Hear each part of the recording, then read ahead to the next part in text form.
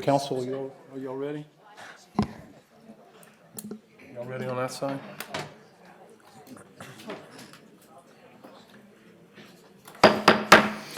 Good evening, everyone. Welcome to the Tuesday, July 9th meeting of Mount Pleasant Town Council. It's good to see everybody here. We will begin our meeting with the prayer by, is it Chaplain Scarlett Bosick, or are you doing it tonight? Scarlett's here, okay. There you are. And then we will, after that, we'll have the pledge led by the Mayor Pro Tem, Gary Santos. Please stand. Let us settle ourselves now so that we might open with prayer. Let us pray.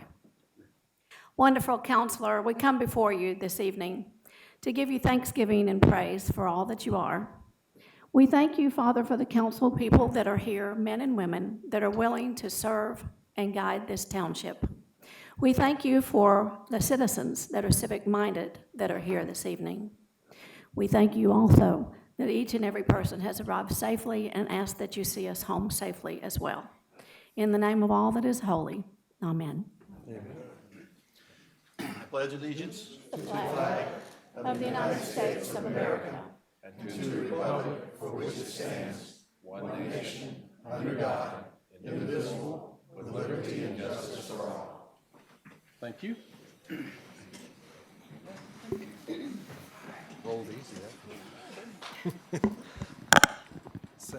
Item number 3 is approval of the agenda. Do we have a motion from council? So moved. Second. We have a motion and a second. Is there any discussion? All in favor of the motion to approve the agenda, please signify by saying aye. Aye. Any opposed? The motion is unanimously passed. Item number 4, public hearings, awards, and presentations. Mayor, if you and council would join me out front, please.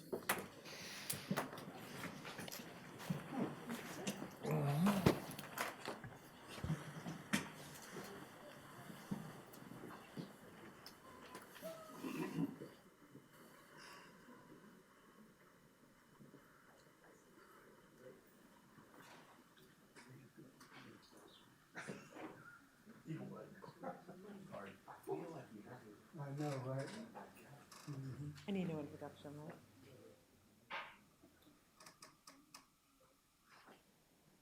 Council, Mayor, thank you for being here tonight and for all of your support for our events always. As you all probably know, for the past 32 years, the town has worked closely with the Magwood family to bring on the Blessing of the Fleet and Seafood Festival to honor our Shem Creek fishermen and shrimpers. And this year, sorry, I'm going to go back for a second. This cultural festival celebrates our maritime heritage and has become a favorite pastime, winning many awards and always striving to educate locals and visitors about the importance of supporting local fishermen. The season is in full swing, and I hope you're all stocking your refrigerators. Our ministers blessed 14 boats and captains this year, and a total of $6,500 was given in support of our shrimping and fishing fleet. We encourage you all to ask local restaurants where their seafood comes from and support our local fishermen. As the festival has grown over the years, our nonprofit partners have become an essential part of its success, assisting us with recruiting nearly 100 volunteers who help from setup to breakdown and everything in between. In return for their efforts, they receive the net proceeds of the event. I should also note that many town employees volunteer their time at all of our events, and for their generosity of time, we are truly grateful. This year's beneficiaries are Southern Paws Animal Rescue and the East Cooper Land Trust. They were great to work with, and we are humbled by their generosity of time. Unfortunately, complications arose today that prevented East Cooper Land Trust from attending today, but they are a community-supported organization devoted to conserving land to benefit people and the environment, both now and forever. Its staff works with landowners to permanently conserve land with environmental, cultural, or historic value. From beautiful marshes to land for local food sources, the small neighborhood parks, East Cooper Land Trust protects the places that define our community and remind us of why we love to live here. I would like to call forward the Magwood ladies who help me every year. Jennifer and Ann. Ann began this festival 32 years ago and made Jennifer work as a little tyke, just like I made my kids work at all of our events. So thank you very much, and I would also like to call forward Debbie McLaughlin from Southern Paws Animal Rescue. The mission of Southern Paws Animal Rescue is to rescue and rehabilitate abandoned, stray, abused, and neglected dogs within our community and place them in homes within it. SPAR also assists members of the community who need help placing and rehoming a dog or help reuniting lost dogs. SPAR is an all-volunteer organization with no paid staff, so 100% of its funding is used to help the animals they serve, who tend to be in worst-case situations requiring some type of surgery or medical treatment. SPAR works hand-in-hand with Charleston County Sheriff's Office, the Mount Pleasant Police Department, to help rescue animals. Law enforcement agencies contact SPAR to help with rescue animals rather than send them to shelters. In 2018, they rescued and saved 55 animals, more than half of which came from Mount Pleasant and Auwandale. We are proud to have these organizations serving and representing our town. We had a terrific event this year, and we are thrilled to present them each with $6,700 to help continue their missions.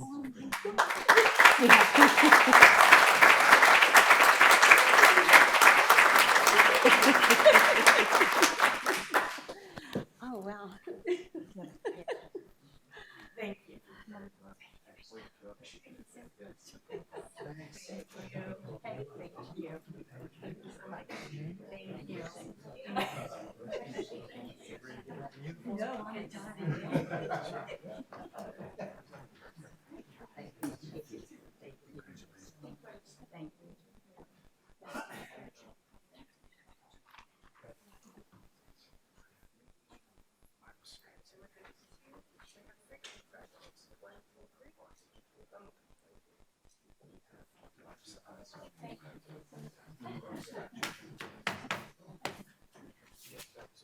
And I'm just going to stay here for a second. I'm actually going to call forward Bren Romano Montero from our Culture, Arts, and Pride Commission so that she can talk a little bit about the recipient of our Civic Pride Award. Hi, thank you for having me. Each year, the Culture, Arts, and Pride Commission identifies businesses and organizations in Mount Pleasant that go above and beyond in their beautification efforts. The CAP Commission chose the Mustard Seed to receive this year's Civic Pride Award for their outstanding efforts to renovate, landscape, and beautify their outdoor space. And of course, the inside's beautiful as well. So I'd like to call forward Mustard Seed owner Sal Parco and his wife Andrea, if she's here. Is they here?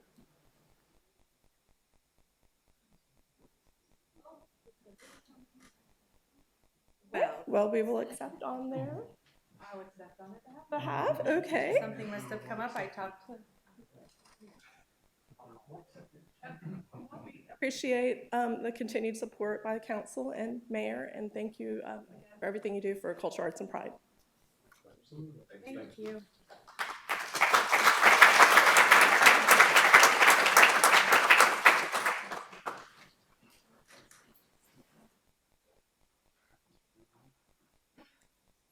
Good evening, Mayor and members of council. It's one of those special nights when we get to introduce one of our long-term employees. And would Abraham Wright please come forward? Right, stand by me whether you like it or not. It's my pleasure to recognize Abraham Wright for 25 years of service. Abraham began his employment with the town of Mount Pleasant in July of 1994 as a laborer for the Waste Management Division. In 1995, not long after he started, he was promoted to a vehicle operator in which he would drive one of the refuge trucks to collect residents' trash and garbage. In 2007, he was promoted again, this time to the position of waste management foreman. And this position, which he currently holds, that he has shown a tremendous asset to our team. He's not only his position, but his character that has proven to be a major contributor to the success of our waste management division. The pride Abraham takes in his work, as well as the work of those he supervises, is evident. He is quick to assist the crew members with the removal of heavy debris. He is dutiful in his efforts for helping elderly residents with the removal of heavy items, such as big appliances, that they otherwise would have difficult moving. These examples demonstrate his dependability and outgoing work ethic. His above and beyond attitude has led him to receive countless thank you letters from residents and elected officials over the years. Abraham was recently awarded the Public Service Safety Employee of the Month for June of 2019. His receipt of this award displays the type of employee and supervisor he is, committed to leading by example. Abraham, you're a vital member of the department, and we're fortunate to have you with us. Congratulations on your 25 years of service.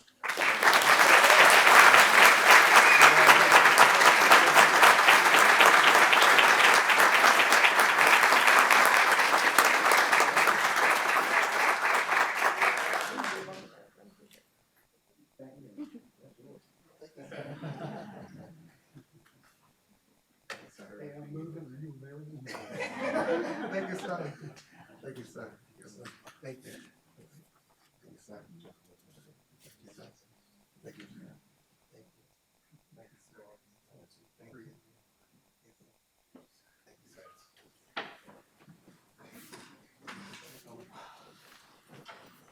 Jim, you doing all right?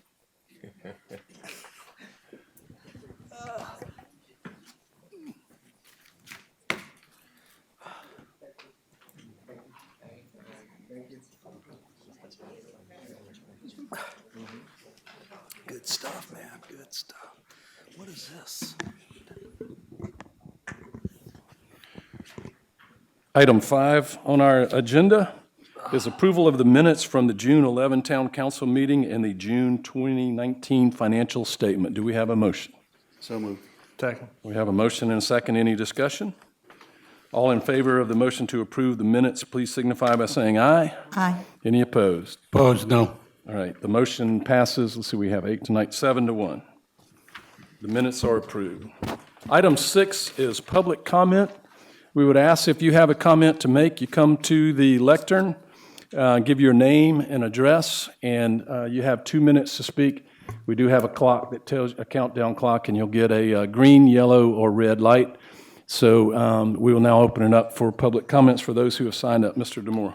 Thank you, Mayor. We have more than 20 speakers, so I'll call up 2 at a time. The first 2 will be Emily Milano, followed by Ivan Milano. Miss Emily, if you'd come first, please.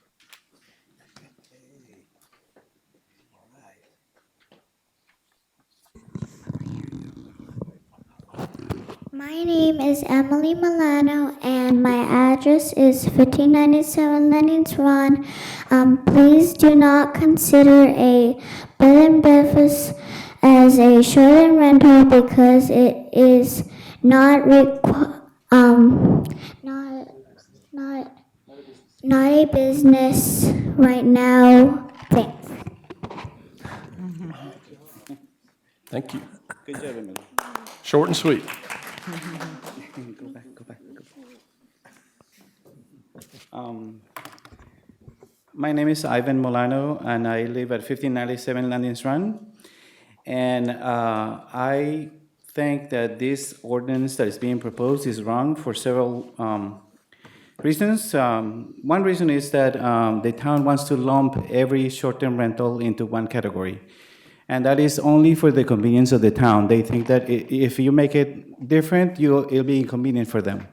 They think it'll be too hard to enforce. We will have to do too many things. But right now, the way it is, we have the privilege or the right to run an Airbnb in our house, which we have done. And if the town passes this ordinance, basically they will take our privilege for their convenience. Also, in the proposed ordinance, the town will come in the side of the HOAs to help them enforce their rules. So let's say, for example, an HOA says, we don't want short-term rentals in our neighborhood. The town of Mount Pleasant will come and say, okay, your neighborhood says you can't, so we're going to side with the HOA and we're not going to let you do it. That is not the purpose of the town of Mount Pleasant, to become a judge to resolve a dispute between an owner and an HOA. The HOAs have their own tools of how to do that. They can enforce their own rules in different ways. They can fine people, for example. Another reason why I think this ordinance is wrong is because they are proposing a 1% cap. And what's the reason for this cap? Well, they say, well, other towns are doing it. We're just copying somebody else. It's completely arbitrary. There's no basics for it. It hasn't been explained what's the reason. And why couldn't it be 2% or 2.5% or 3.1%? You know, it's totally arbitrary. Thank you very much. Thank you, sir. Craig Tozzolino and Chuck Munn to follow Mr. Tozzolino, please. Hello, everybody. Hi. My name is Craig Tozzolino. I live at 1496 Indian Street. I did have the pleasure of speaking before the Planning Commission, but this is the first time I've seen you folks. I'm here about short-term rentals. I'm in favor of short-term rentals. I have 2 short-term rentals here in Mount Pleasant. So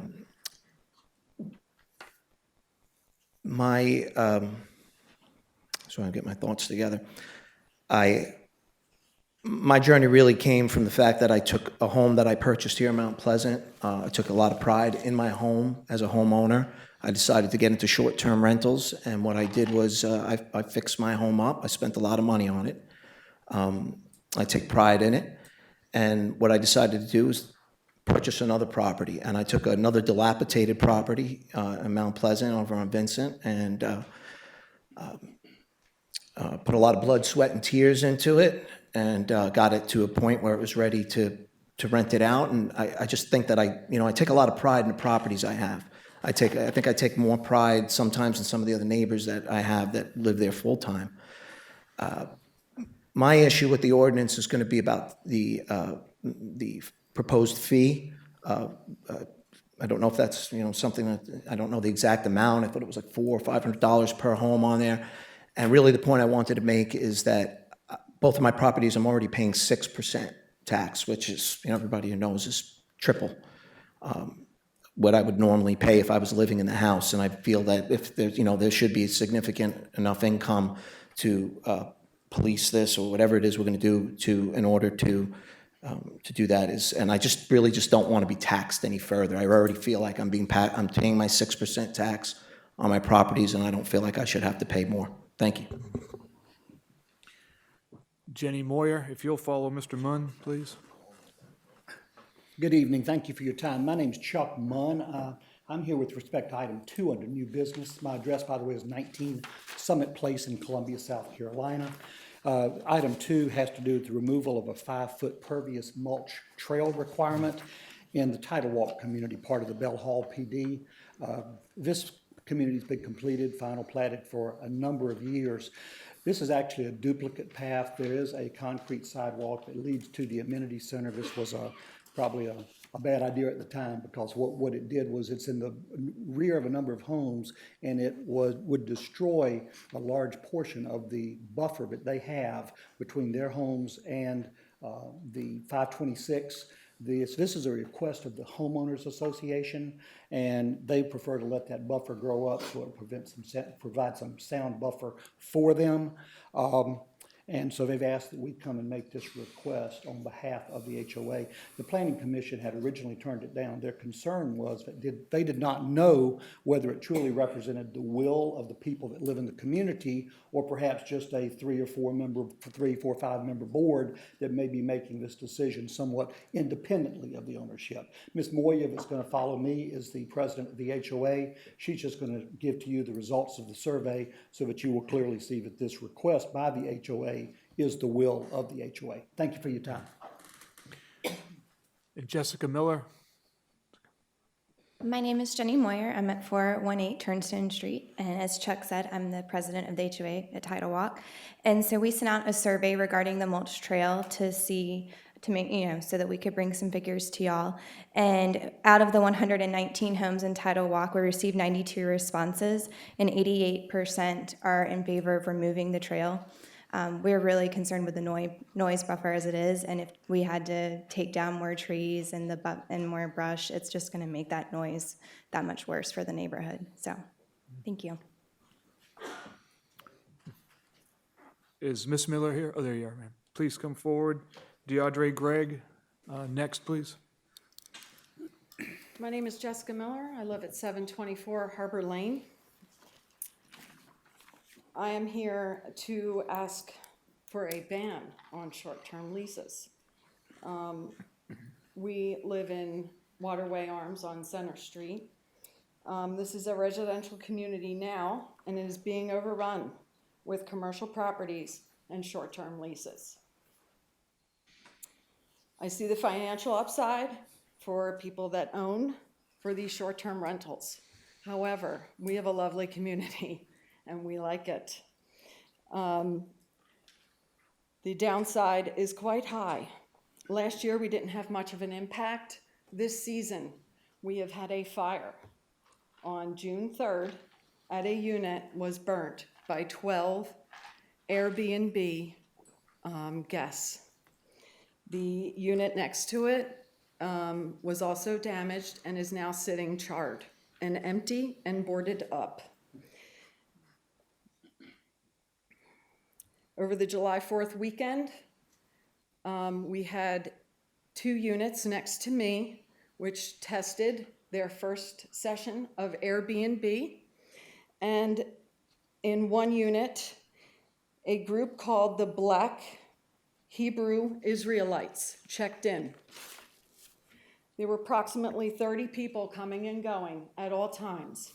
There was a rally downtown in Charleston where these people were participating.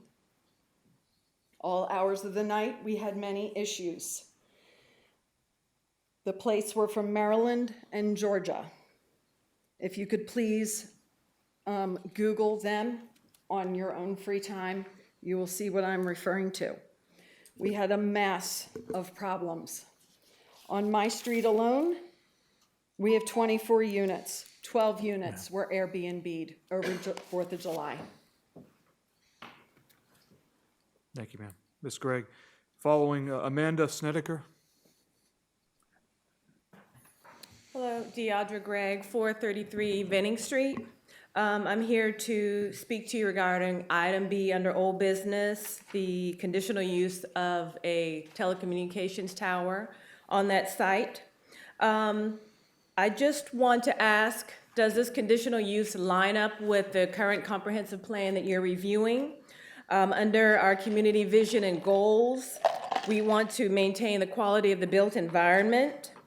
And that means having items in Mount Pleasant that ensure visitors know they're in Mount Pleasant and that they recognize the importance of the historical sites. The water tower is 85 years old. It was initially the site of the elementary school for the African American residents, and the last historical item on that site now is the water tower that we're considering removing. I am a member of the settlement community that has always been in the town of Mount Pleasant, and we're not just natives of Mount Pleasant, but we're natives of those parcels. So one of those original families now that have been there for over 100 years will have the pleasure of coming outside and looking at a monopole after all these years.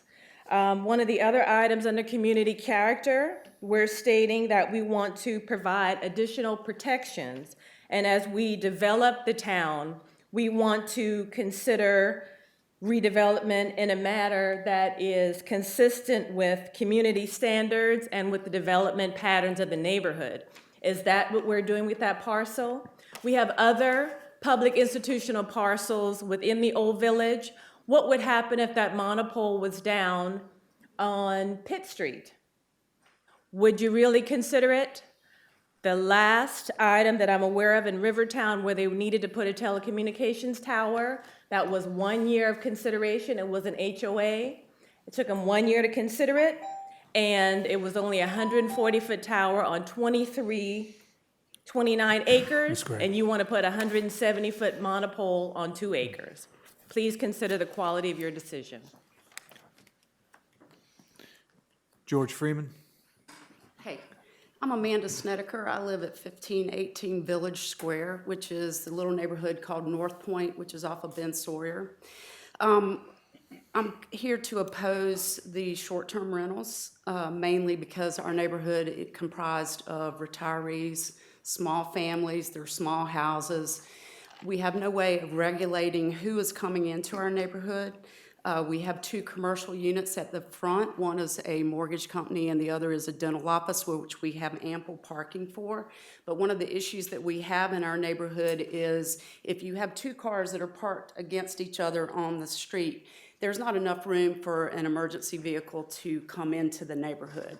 One of the rentals that is being used as an Airbnb right now is it's a part of a quadruplex, and it's being advertised as being able to sleep 6 people, but it's only a 2-bedroom unit, and the other 2 is a blow-up mattress. This quadruplex is next to a long-term rental and next to a retiree. The retiree, of course, is very upset about having to deal with strangers coming in at all hours of the night and waking her up. But then we have the issue of the rental property that was long-term rental, that it took a while for that to be rented again because nobody wants to be next door to a short-term rental. I asked for the council's thoughts about this before you change the structure of our neighborhoods, and to make this something where anybody can come in. We don't know who they are. We've got small children. Please take this into consideration. Barry Wolf. Good evening, George Freeman, 1450 Bowman Road, Director of Community Activities for CAGE. I bring good news and bad news. The good news, we have a compassionate council. The bad news, this council is about to do as previous council by rezoning the residential zoning in the Sweetgrass Basket from 3 houses per acre to 6 houses per acre. Ever since the Sweetgrass Basket overlay was created, those residents that have owned property in the district 100 years or more have respected the zoning, while town council continue to rezone property for those residents that have owned property 25 years or less. The creation of the Chadbury subdivision, along with the first rezoning on Annie Laurel Lane, helped to prompt the creation of the overlay district. The council at that time stated that it allowed the increased zoning on Annie Laurel Lane to prevent developers from building in the county. Before Chadbury, the zoning in this area was 1 house per acre.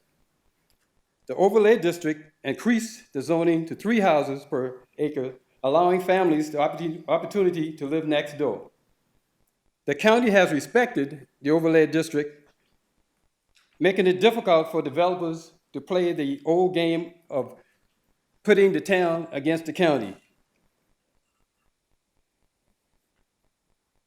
If you pass this ordinance, pass this rezoning, it's not developers that we'll be concerned about. You're opening the door for any resident that has less than a 1/3 acre land to request their property to be rezoned.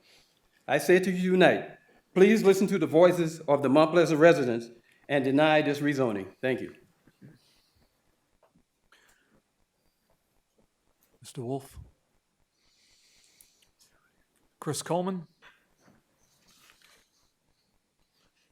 And Michael Rowell. Brought up some copies of some ordinances, and I have a picture. I didn't print out enough of them, but I wanted to have you all take a look at it. You can each have a copy. I think I got a copy. Hi, my name's Chris Coleman, 118 Pitt Street, Old Village. Yeah, while we don't have a 170-foot monopole coming our way, we do have a 10-foot tower that was built on the lot line next to our home with a really noisy air conditioner on it. We're trying to work it out. We're trying to do the best we can. But we've been told by staff at the Old Village Historic District that they do not have to consider the harm that this thing does to our property. It's noisy. It's loud. I don't want to go into my yard anymore. Some of you may have gotten a video from this nut, Chris Coleman. If you have a chance, please take a look at it. It would help so much. I've also brought you ordinances because even if I can fix this problem somehow, and I don't know how I'm going to do that, this is going to happen to somebody else. And so I brought you ordinances from other towns that deal with noise from air conditioning units and other mechanical equipment. The general rule, take it about 55 to 60 dB at the property line. This thing's way over that. We need your help, and we look forward to talking to you about this issue. Thank you very much. Zachary Moore. Michael Rowell. I believe I was called. Yeah, my name is Michael Rowell. I live at 1729 Halls Pond Road. I've lived there for about 10 years now. The reason I'm here tonight is to show my support for and to request an amendment to the current comprehensive plan for commercial use on our properties in the entire general area covering both Halls Pond Road and Lacannon Lane. Moreover, it's our hope that the town council approves the newly proposed comprehensive plan, which, as we understand it, recommends the area covering both Halls Pond Road and Lacannon Lane for commercial use. There are several businesses located on Halls Pond Road and Lacannon Lane or adjoining that are already operating commercial businesses, including Contractor Nail and Tool, Nash Orthodontics, St. Pierre Construction, the Discovery School.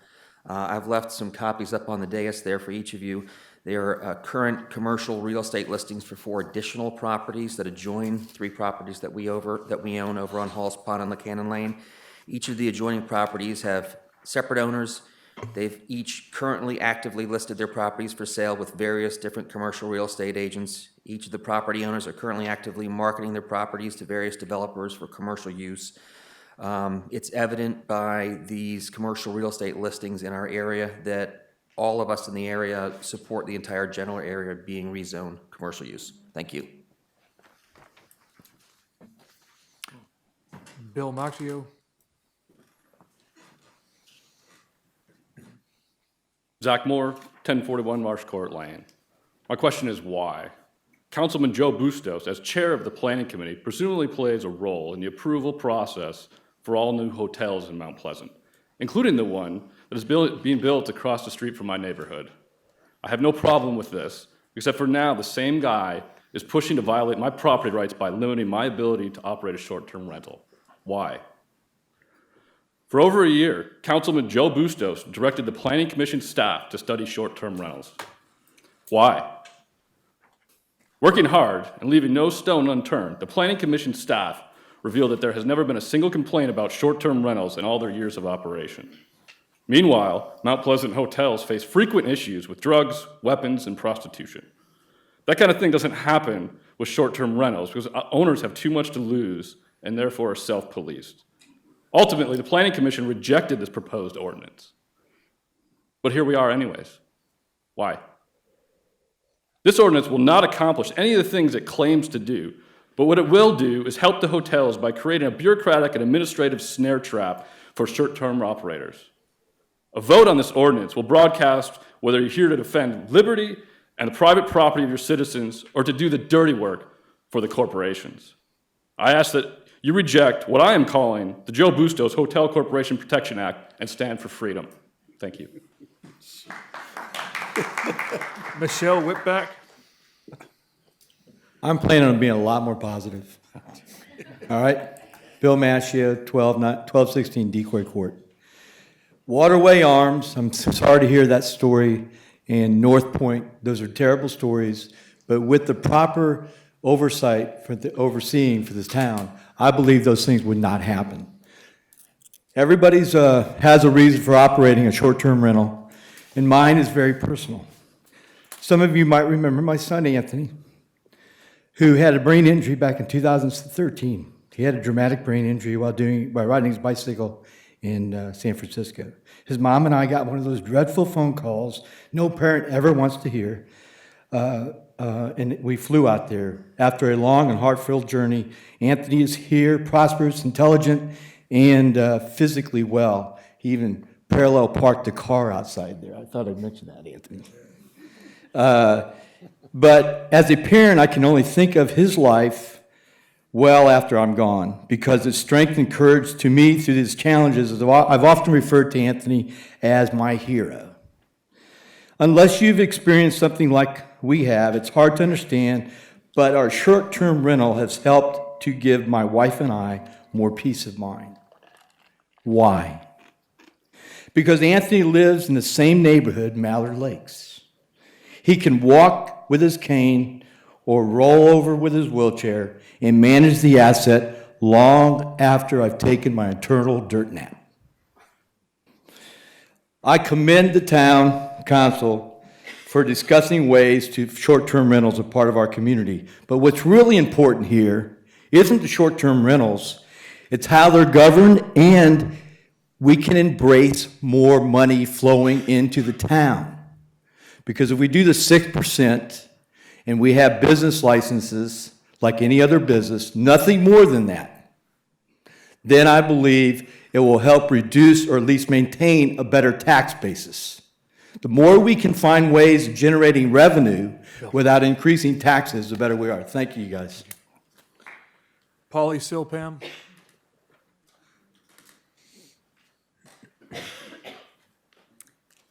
Good evening, I'm Michelle Whitbeck. I reside at 712 Hibbins Grant Boulevard. I'm a short-term rental homeowner, and I appreciate the time and consideration the Planning Committee has put into the short-term rental ordinance proposal. I have a couple requests as you discuss this tonight, though. The first is the verbiage on multifamily units, to please include that townhomes may be allowed to be short-term rentals. It's a little bit ambiguous the way it's written. Secondly, look at the financial structure for the program a little deeper. I understand and agree that the program should be self-sustaining. However, after seeing the income and expense estimates that the Planning Department presented to the Planning Commission, I feel the projected expenses and the cost of the permit are too high. The proposed cost of $100 application fee plus $400 permit fee is probably the highest permit fee for the smallest amount of affected residents. We are almost to the 1% cap that the ordinance would require for short-term rentals in the town. The proposed expenses include a full-time employee and software totaling almost $79,000. The proposed income between business license tax and permits totals almost $130,000. This makes for a $50,000 profit for the town annually. Does this sound fair to you? Furthermore, is a full-time position realistic to monitoring the STR program? The Planning Department personnel explained to the Planning Commission that this position would be utilized in other capacities that the department is short-staffed on right now. I, for one, do not want my permit fees paying for other department projects. By reducing to a part-time employee, increasing the cap to 1.5%, and reducing to $50 application fee and $100 permit fee, it is possible to get the expenses down to just over $45,000 and the revenue at about $67,500, leaving an annual profit of about $22,000 for the town to use as needed for the program. Please research your financial options to be fair to all. Thank you. Lori Bixler? Hi there, my name's Polly Chilpom. I'm at 620 Bono Lane. I repeat what she said because I couldn't say it any better. I am a short-term, I rent my home out for short-term rental. I have property managed in the past, and long-term renters are not nearly as respectful as short-term renters, in my opinion. When we travel as a family, it's nice to be able to stay in a home, have the full use of a kitchen, be able to entertain our family instead of the expense of always having to go somewhere if we're staying in a hotel. With that being said, just as a reminder, these folks that do come in to our community do go out and they spend money in the town of Mount Pleasant, in the East Cooper area and downtown, and that makes everybody's quality of life better. Thank you. George Bixler?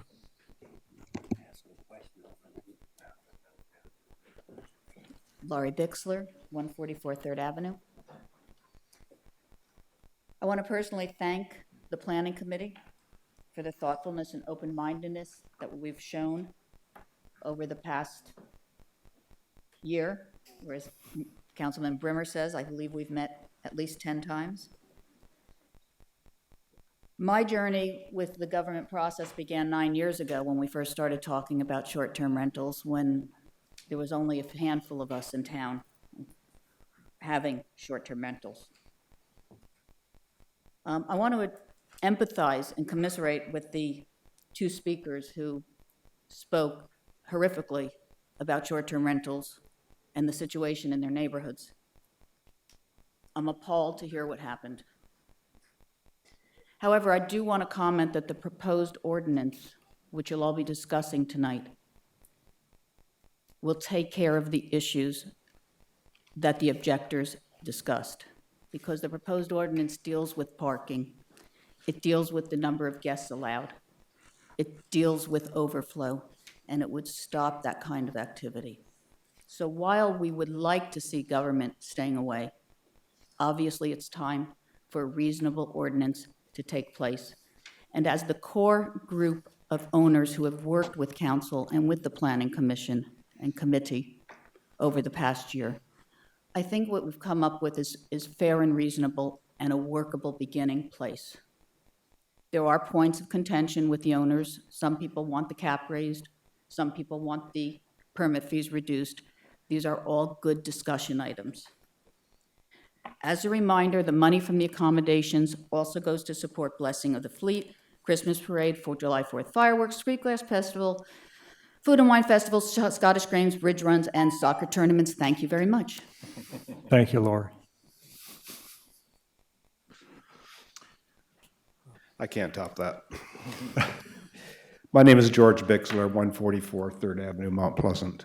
I don't know, you've all heard my story before. I was in a business that was tanked in the 2008 economic meltdown, and with the ability to rent my house on a short-term basis, I managed not to file bankruptcy.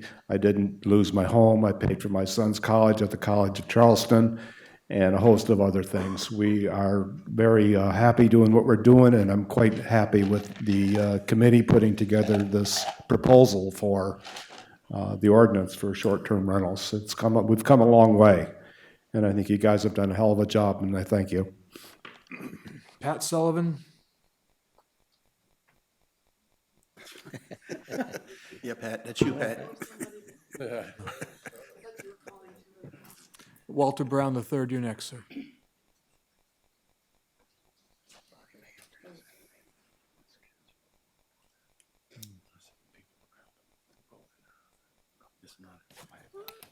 Okay, good evening. I'm here to talk about item 8 under new business,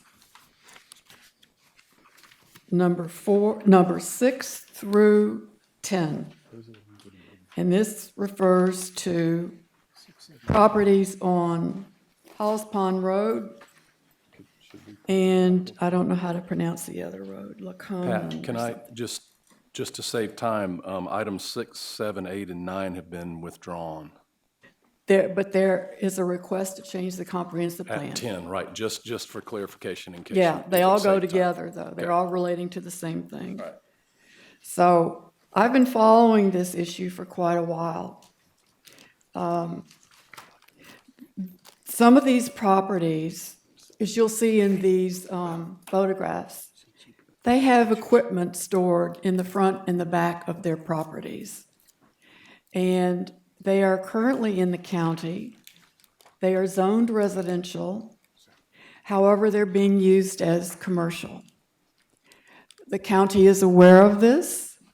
They sent a compliance officer out to take a note of this. And apparently whatever property they looked at, they cleaned up the yard.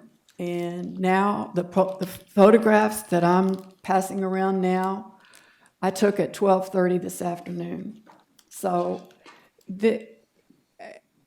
changing the comprehensive plan, the next thing they're going to ask for is a zoning change. They want to go commercial. So I just reiterate comments that I've heard from council before. Do we want these kinds of residents in our town? And that will be their next try if we change the comprehensive plan. Thank you. Mr. Brown. Good evening. Thank you for your time. In 1997, 83 of us saw the water tower as being something useful. We were able to present a plan to save the tower, which later became a cell tower that they make revenue off of. Check. When we discovered that the tower was going to be taken down, we did research. January. Check. We gathered together 283 signatures, as well as 52 likes and 25 comments on the Waterworks website to save the tower. Check again. We attended 18 meetings of how we could create a mitigating plan. Check. We presented that plan to the Water Commission as well as to Town Council. Check. Thank you, Mrs. Barrett, for sending my information as well as 3 emails. 5G. We presented that as well. Check. Now, imagine this is your castle in the old village of Mount Pleasant. You worked hard, you retired, you want to live there. It's a beautiful place. We're under attack. This is the monopole across the street from your castle. You come to my church, I open the door for you at Friendship BME Church, and you say, we're with you. We're with you. I don't think so. 283 people, H&R Sweet Shop participants, Brick Oven Pizza, Brown Fox Coffee, Pitt Street Pharmacy, all different colors, but that's predominantly black community. Your castle, monopole. To make the monopole work, 250 feet, each one of your microphones. Thank you very much for destroying our community eternally. That's all I had, sir. That's it? Yes. Is there anyone else who, for some reason, did not sign up to speak? Yes. If you'd give your name, address, in 2 minutes, please.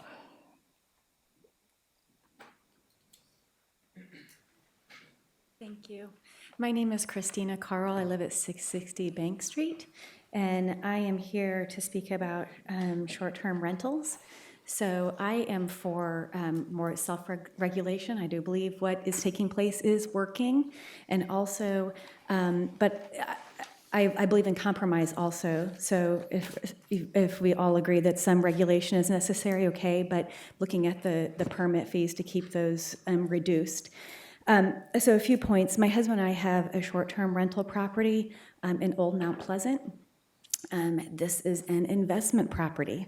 This is not the kind that's like throw our money in the stock market and sit back, and it's something that we pay very close attention to, that maybe on an average somewhere between 6 and 9 times a month, we are publicly reviewed on how we maintain that property and what our guests think of it. So for us, this is something that we pay very close attention to, and our neighbors certainly appreciate that.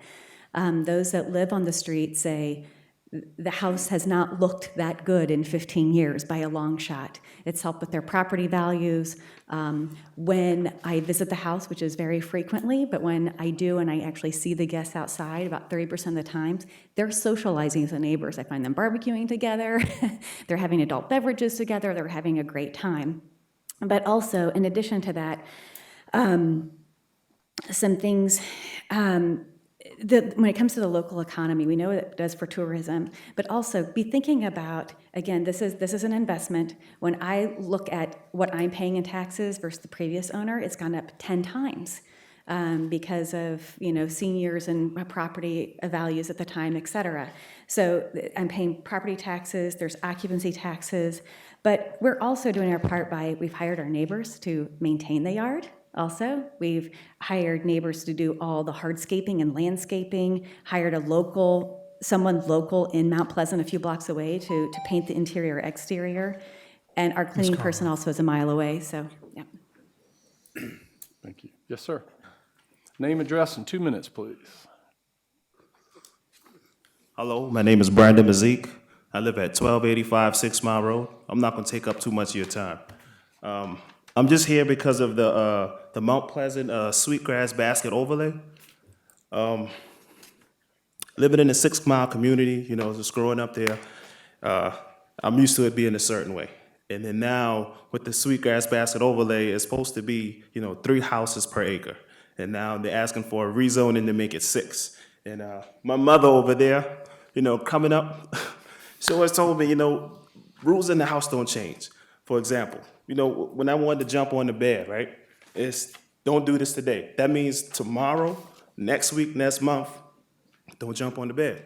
So how is it now that we have rules that say 3 houses per acre, but then you want to make special exceptions that make it 6 sometimes? Like, it confuses me. And,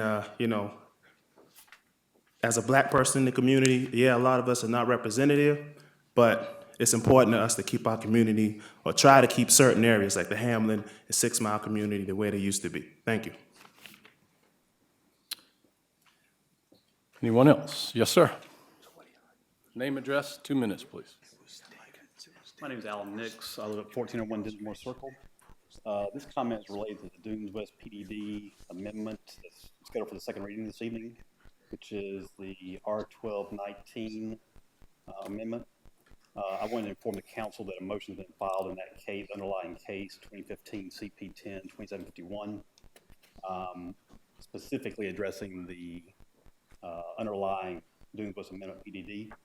And given that information, I'd ask you to not take the second reading up this evening. Your attorney is also aware of that and has copies of the motion. Thank you, sir. Is that it? All right, we will close item 6 on the agenda, which is public comment. Yes, sir? Can I ask a question real quick? Ask who?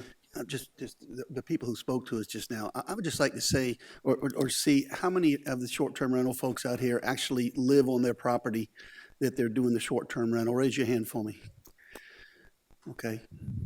I was just wondering because to me, I'm kind of new at this, even though, Laurie, we've been talking about this for a long time. Just seems to me like folks who live on their property have a lot more control over what happens on their property than somebody who doesn't live here that just rents it out to whoever comes. So that's why I wanted to see how many of you actually. Yep. Yeah. All right, let's don't open this up. We will get to that agenda item shortly. Thank you. Let's move on to item 7, the consent agenda items. Is there a motion that we consider for move for approval? We have a motion. Is there a second? Second. We have a motion and a second. Is there any discussion? Yes, ma'am. Excuse me, I have a question about what was just said, because it was supposedly about B, and we already knew that this has to do with that settlement, and what is, no? This has no bearing. Okay, so it's just a comment. Okay, fine, thank you. Is there any other discussion? All right, we have a motion, we have a second. We will call for the vote on item 7, the consent agenda items. All in favor of approval of the items, please signify by saying aye. Aye. Aye. Any opposed? The motion passes with 8 votes unanimously. Final reading of consent agenda items A, B, and C. Just a second, please. All right. Item number 8, planning. Planning new business, item 1. I think Mrs. Cannon is going to take it from there. Thank you. This is the one, though. This is the one. Thank you. I'm the lucky one that gets to talk about short-term rentals, so. Those guys were here. A lot of this is going to be repetitive for some of you. Some of you are just hearing it for the first time. I'm going to go through just a little bit of some history and timeline just to kind of catch everybody up, but for brevity, I'm going to go fast. So if you want to slow me down, you can do that. In 2008, the town adopted an ordinance that prohibited short-term rentals in the Old Village Historic District. In 2010, staff was directed to look at prohibiting it town-wide, and that ordinance was denied at first reading. February of last year, and this kind of grew out of a couple things. It grew out of the talk about ADUs and their original intent and purpose. It came out of the Affordable Housing Task Force, where we talked about the intent of ADUs and their role in affordable housing. And so it sort of was there was also things going on in the city of Charleston, and so it was in the news a lot. So that whole discussion of short-term rentals was sort of birthed out of those different things. And so staff was directed in February of last year by the Planning Committee to start talking about and researching the short-term rental issue within the town of Mount Pleasant. So from April through now, we're here in July, we've been working on this, and we went back and forth with committee, and kind of we've been all over the spectrum. We've come up with some different styles and then different regulations, and with input from committee and input from the public, we're here tonight with a draft. Real quick, in October, we were able to buy into software that's provided already through Charleston County. So they purchased it. They already had the shape files for the town of Mount Pleasant, so we were able to purchase into that data and start actually looking at some trends and numbers. And so from October 2018 to March, April, we've begun getting monthly reports on where short-term rentals are occurring. And it gives us data. It's not obviously not 100% accurate, but it gives us a decent picture of where they're at, the type, whether they're owner-occupied, whether they're townhouse, ADU, or in an entire house. And so we've kind of been able to give monthly reports to committee based on this data. In May, Town Council adopted an ordinance to amend the business license ordinance. So before, you could have up to 4 short-term rentals without having a business license. So as of May, you can still, if you just have one, you have to have a business license. So based on that data that came out of the short-term rental software, our business license department did send out letters and started receiving business licenses, and I'll talk a little bit more about that in a minute. In May, Planning Commission held a public hearing. They had a special meeting June 12th, and then they made a recommendation at their regular June meeting, and then committee, of course, made a recommendation at their July meeting, and we're here tonight, and I'll talk a little bit more about those as well. Just real quick, our current regulations, so if we didn't do anything, our current ordinance, this is what it allows. If you have a whole house you're renting out and you're not on site, we do not regulate that unless you live in the Old Village Historic District where it's prohibited. If you live on site and you rent out 1 room up to 6 rooms, that's considered more of a traditional bed and breakfast. That requires a special exception through the Board of Zoning Appeals. And that is allowed through the special exception in certain zoning districts. It is residential, it's not in commercial. And then you have to meet all these requirements for the Board of Zoning Appeals to approve that. We do keep track of that. We have quite a few that we have. Probably, this isn't up to date, but we probably have about 20 of those that have actually received a bed and breakfast permit. Just a little bit about the taxation. Like I said, the business license now is required for just 1 rental. The state has some different requirements, and then we have the accommodations taxes, and I won't get too much into that. So as we went through the entire process for the last year and a half, there were a lot of things that were kind of on the radar. The issue of affordable housing came up on both spectrums. This provides a mechanism for people to stay in their home and earn an income, but it also, for those that were on our affordable housing task force, they had concerns that we were taking away affordable housing options by renting them out short-term and not allowing long-term rentals. We talked about the nature and character of our established neighborhoods, how a transient population could affect that. And then we talked about administration and enforcement, and then just the fact that this isn't going to go away, and while it may not be a huge problem to many of us, maybe it wasn't even really on our radar, that it's the sharing economy is continuing to grow. And so those were all the things that we kind of considered as we talked about this over the last few months. This is just an example of the report we get monthly from our short-term rental data, and it's tied to an address. So if there's up to 6 rooms in a house being rented, it's just going to show up as sort of a blob on the map. But this was from March 2018, and it showed approximately 245 short-term rental units. And it actually, the software, like I said, it's not completely accurate. So one of our planners had to go through and get rid of duplicates, get rid of hotels, get rid of properties that were in the county, things like that. And so we did our best to try and drill down to what was actually occurring. And then this is this is March 2019. So you can see there are some things that are going on out where there's probably neighborhoods that prohibit it through their HOAs. You have a lot of it in the old Mount Pleasant area. And then you do have some multifamily complexes where maybe 1 or 2 units are being rented, but the whole complex is going to show up. So this is what we get monthly, and that kind of gives us just a snapshot of what's going on. So what we presented based on our feedback back and forth with committee was an ordinance that has these main elements. And like I said, we went through a variety of drafts, and as the planning committee is well aware, and it was sort of an exhaustive topic, but we enjoyed it. So as it was presented to committee, to the Planning Commission. So out of committee was birthed this draft ordinance. We went to the Planning Commission, and this is what the main elements of that draft were. It does regulate the use of residential units as short-term rentals.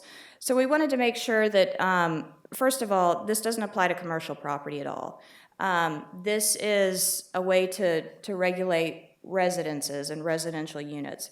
We wanted to make sure that it was only, for safety issues, that it only applied to dwelling units. So we know there's homes out there that have pool houses they're renting out, maybe some garages that were converted that weren't properly permitted and inspected as a dwelling unit. So we made it specific to, it's your residence, it's a portion of your residence, which means it's a bedroom, or it's an accessory dwelling unit that's been properly inspected as a dwelling unit. It does create one process for all types of short-term rentals. And I know that's been mentioned and that's been a concern along the way, but right now our current regulations are actually more restrictive if you live on site. You have to go get a special exception through the Board of Zoning Appeals, whereas we don't regulate whole house rentals at all. And so what we did was say, why is it more restrictive for folks living on site as opposed to folks that aren't living there at all? So it was to make it equal, to make it consistent, and to make it easier. We did lump those together. It establishes limits on the number of short-term rentals throughout the town. I've heard it said that it was sort of arbitrary. I think the 1% really came from the fact that what the numbers was showing, and the data was showing that we were close to, at one point, probably 350 units. And so if you look at, we have approximately 40,000 dwelling units in the town, that would give us about 400 units. So I think the committee sort of came up with that idea is we want to have these, we want to regulate them, we don't want them to get out of control. This is a way to control it. So at January of every year, planning staff would evaluate how many dwelling units did we add to the town, and then that 1% would grow along with the dwelling units. So that's where that came out of. It would require an annual registration. Again, it was proposed as $400. Requires an affidavit for meeting safety requirements.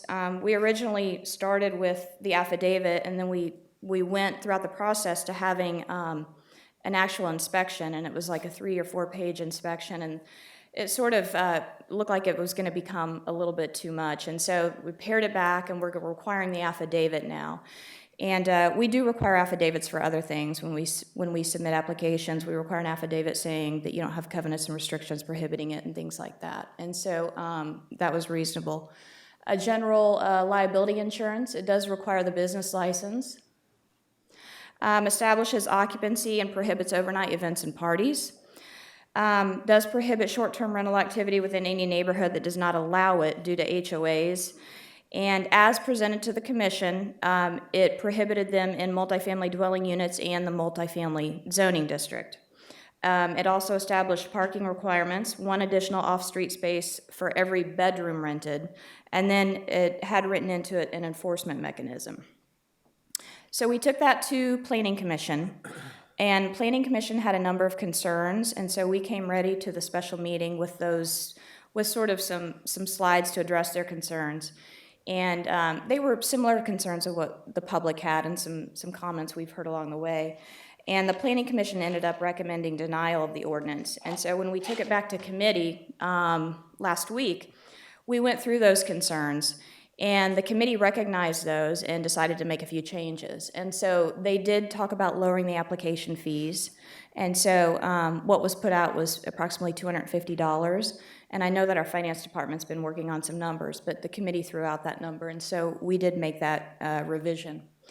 There was talk about raising the 1% cap. There was a talk about removing it. Can I stop you right there? Yes, sir. The $250 fee, where did that come from? It came from committee, and I don't know who exactly proposed it. When we first wrote the ordinance, I actually had $500 written in there. When our finance department ran some numbers, they ran it based on 400, and so the numbers we provided to committee were based on a $400 application fee. And I think maybe just the numbers we showed to the committee perhaps thought, okay, well, let's drop it down, and 300 was thrown out, 200 was thrown out, and perhaps the planning committee can address that more, but Mr. Bustos? Yeah. Okay, thank you. Yeah, the fees, from the very beginning, we felt that this program should be self-sustaining. Other taxpayers shouldn't have to chip in to help monitor short-term rentals. And we don't have a real good grasp on what it was going, but as discussions going on, 500, 400 seemed a little high. Then we get down to 250, and then, the finance folks are looking at that. And, my thought was that if that proves not to be enough, then as the program goes on, we can adjust that. But we don't want to make it onerous right here at the beginning. So we felt that 250 down from 500 would be a good place to start. Is that going to sustain the town going forward? Well, that's what we don't know. Right now, we went from police or fire inspections, which would be costly, to an affidavit. We feel there's going to have to be at least one full-time person who is going to have to sit and enforce this. But going into it, there are unknowns exactly how much it's going to cost. But we don't want it to become a burden on the town. This should be a self-sustaining program. Yeah, I agree. Are we going to have those numbers before we go to a vote, before we come back to council with a vote? Well, I think there are a couple of things that have been suggested, so there'll probably be amendments. If we get first reading tonight, there'll be amendments before the second reading, and that will probably give the finance folks a rough idea of how much it's going to cost to administer the program, have a full-time employee, and then have a way to go out and monitor the short-term rentals. Thank you. And I'll remind everybody, first reading can't be amended, but we can make amendments between now and second in case I think we all have some ideas. But, Yeah. And Ms. Mr. Cannon? Owens, I can tell you that based on the software and when the new business license ordinance was passed, they did send out letters, and they didn't get rid of duplicates or anything. They just sent it out to every address, I believe, on the that came out on the software. And I'm told they sent out about 440 letters. And so far, they've had 200 people say, yes, we are doing this, and get a business license. And when they ran the numbers, I think they ran it on approximately having 250. And so those were the numbers we're based on. But so far, I think they've gotten about, I think as of today, they've gotten about 200 business license. So, yeah. But like Mr. Bustos said, it's We're on a kind of- graduated scale. Yeah. Okay. So again, the numerical cap. Hang on just a second. Yes, sir. Ms. Chancellor. I'm sorry. Yeah, I just wanted to point out, I know some folks probably are not going to like this very much, but I noticed when they talked about sales tax, accommodations tax, they left out hospitality tax in the event that some of the houses have some wine or some beer or something like that, they provide them, like hotels have to pay for it as well. So I think we ought to look at maybe including that in there just as well. So the 1% cap, there was discussion about increasing that. It was decided to maintain that 1%.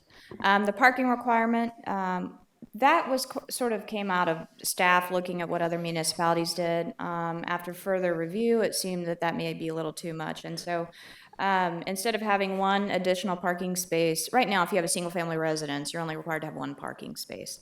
As it was originally written, it was one additional parking space per bedroom. That seemed a little excessive, so we did, based on committee's recommendation, lower that to one additional parking space per dwelling unit rented. And then there's been quite a bit of discussion of the multifamily zoning and the multifamily dwelling units. And we do have some townhouses that are being rented as short-term rentals, and they may happen to be in a zoning district that's multifamily zoned. And so the committee did decide to remove that part. So if you're in a multifamily dwelling unit, per our zoning code definition of a dwelling unit, then it would be prohibited. But if you're in a zoning district, so if you have a townhouse or something in a zoning district, it would not prohibit that. And so what's before you tonight is that revised ordinance with committee's recommendation. So we went from 400 to 250. We changed the parking requirements for one additional for every bedroom to a dwelling, and then got rid of the zoning district prohibition. So that was a lot, but I'm happy to answer questions. Mr. Bustos, chairman of the committee that did this. Yeah, thank you, Michelle. You're welcome. I didn't see any Bustos Hotel in there, though. No. Yeah, this was based on something that was recognized as a need. Things were going on in the neighborhood. There was one street that had 4 or 5 short-term rentals in the block, and the owners, the families who lived there, who bought in to the neighborhood, wanted to try to maintain a family character. And when the committee first started in researching this and working it, it was pretty severe. I mean, it was a tough set of regulations at first, and then as we discussed it and worked with the owners, worked with the folks that came in and spoke at every committee meeting, like Lori, and they helped us learn about these short-term rentals. And I think what we have here is, while it may not be perfect, is a good point of departure for this ordinance.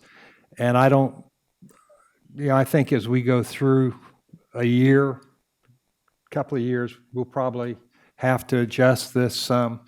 But this gives us a way to have at least a handle on short-term rentals in the town where they are. They're licensed. They're going to make sure they're paying taxes like hotels. And I think, like I say, I think this is a good point of departure. And I'd be glad to answer any questions anybody has. Council? Yeah. Mr. Owens, yes. Do we have any forecasts about what kind of revenue it's going to generate for the town? Not yet. We're still, even as the letters went out to 400 people. We've had 200 or so come in and actually buy a business license. This is going to take a while to filter through, and then we're going to have a mechanism, and the software is the beginning, to go out and find those folks who have a short-term rental, and they have just pushed off the idea of getting a business license or having any kind of monitoring by the town. Yeah. So there's a fee and a business license fee? That's correct. They have to buy a business license, and that's based on gross income, and then the permitting or the fee is just $250. I got you. Mr. O'Rourke? The only thing that I'll add to that question is, and it's a fair question, but never has our committee discussed how much money can we make on this. The intent was never to be a revenue-producing thing. Although that may happen, the intent was more legislation, and we never drove any decision based on money or finances or things like that. But whatever's coming in, we're going to have some sort of forecast. Yes, I don't think it's going to be a windfall, I'm not looking it's, for one. but yes, you're right. Yes, ma'am. So before we take the vote, I just wanted to, first of all, thank the Planning Committee, because this is one that y'all have really labored hard on, and obviously our Planning Department has worked very, very hard. And the rest of us on council who do not serve on the Planning Committee have, in many cases, sat in on parts, if not all of those meetings. And the reality of this one is, they did the homework, but it still behooves each of us to do our research too. And I just want to make a few comments in regard to things that were said tonight, because I think we could all agree, if we went back and looked at our notes from that it was all over the board. And so, as an example, one person said that there's never been any issues with STRs. I know for a fact, just from people from my church who have STRs in their neighborhood, who have commented on all kinds of things, from what they believe is illegal activity to people coming and going all hours of the night, et cetera. That's the whole reason that the planning committee and planning department even started this process. We didn't start this because we wanted to create legislation. We started it because there were complaints and there were concerns. So it's simply not true that there's never been any problems. Another issue that's really important to remember, and I have heard this a lot in regard to both being on the CVB board and then being involved very closely with the Housing for All. There, Mount Pleasant, which is our workforce housing, affordable housing committee, that's now its own nonprofit, is that there are people, because Mount Pleasant is so popular and is a great place to come vacation, there are people that will come in from wherever they live, far, far away, and buy up lower cost homes, fix them up, and then use this strictly to rent out. Now, that might sound fine, and it's certainly their prerogative, but that doesn't mean it shouldn't be regulated in some way, because unfortunately what happens is what Councilman and Chairman Bustos mentioned, which is you end up with whole streets that, 4 out of 7 houses or something are short-term rentals. So again, I think people need to realize this has been something that was very hard, took a lot of work. I really commend these folks for working so hard on it.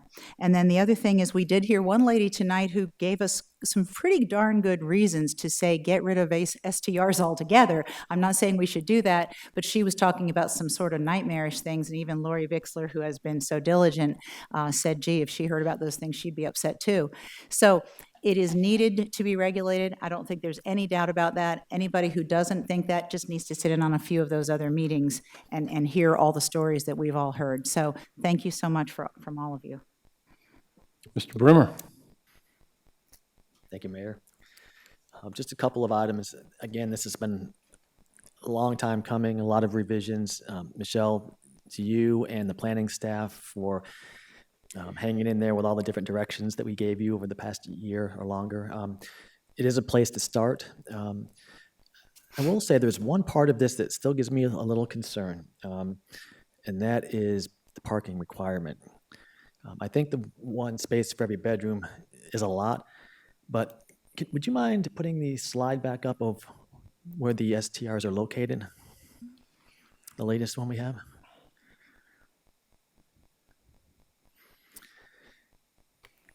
If you look here, where most of these are concentrated is also the part of the town which has a pretty significant parking problem as it is.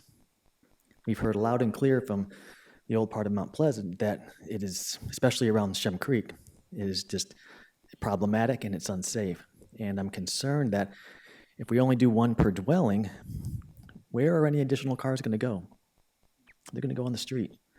The streets that are already too narrow and in some places dangerous. So I think we need to think a little bit more about that issue, because we certainly don't want to put more parking on streets that are narrow and are congested at this point. So perhaps that needs some more discussion. But overall, I think it's a place to start. And I think when we have a lot of the STR operators who are saying this is a good place to start, maybe we're in the right place here, at least to begin. Yes. Yeah, Mr. Mayor, I agree with Councilmember Bustos as well. It's a good start. We've heard a lot of comments, good and bad. We've got some really good people working with us. Like I said, I remember when Lori first started years ago, I think we even had the Airbnb lady come in and talk to us about it. So we've done a lot of work on it throughout the years. So I think it is a good start for the first reading maybe, but I think there are some changes. I think we've heard some things from some citizens out there. I know I have some more questions that I would like to bring back to the committee and to council and talk to them about it later on, as far as whether people should be staying on the property or not. Some ways of taking more control over how they operate so that they don't infringe on other people's property rights as well as the parking, as Bob was talking about. So I think it's a great start, and I appreciate the planning committee taking this on, and I'm looking forward to working further with the community and the planning committee to get the best product that we can out there for our citizens. Mr. O'Rourke? To Mr. Santos's point, I feel like my role in this has been to move this thing along and not have it delay. We're here tonight for the first reading. There are things we need to look into. I would urge any council member that has any issue at all on this to get it to Mr. Bustos, the chair of the committee, because we will be discussing this again between first and second reading, so that when we come to you at the second reading, we're pretty darn close for just little tweaks for the third reading. That's just a comment. Mr. Owens? Yeah, last comment is, I just wanted to clarify, my question about the revenue was not to look for a revenue stream, but to cover administrative costs. And that's Mr. O'Rourke, that's where I was coming from. Thank you. Yes, sir. Mr. Canay? Yeah, this, a number of concerns. First of all, I think we need to do something in light of the fact that Sullivan's Island and IOP, I believe, have banned these, and Charleston has a pretty restrictive rule. We're gonna become the place to do this if we don't do something. I think that's a problem. But I don't think this plan here is ready for prime time. Number of issues with it. First of all, the self-enforcement of the fire codes, that's just absurd. Why bother? You know, I mean, I'll sign an affidavit, I never sped on the highway. What good is it? It's no good. Nobody would ever accept it as a fact because the person says says it's so. And that's not just an auxiliary issue here to me. To me, the fire issues is one of the most important issues that we face. Why? Because there's a life factor. And there's a life factor for our firefighters every single time.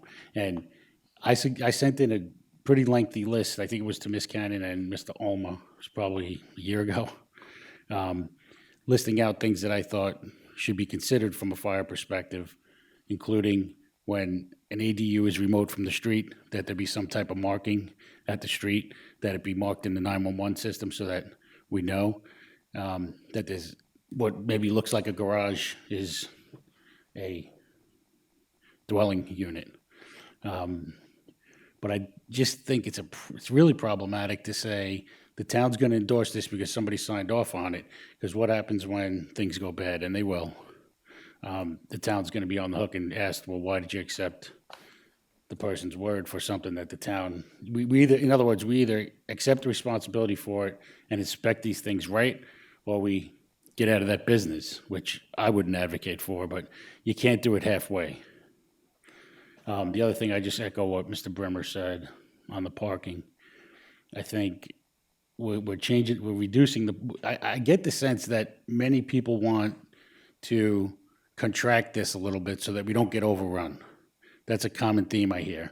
But then we're going to reduce the parking requirement down from 1 per bedroom to 1 per dwelling.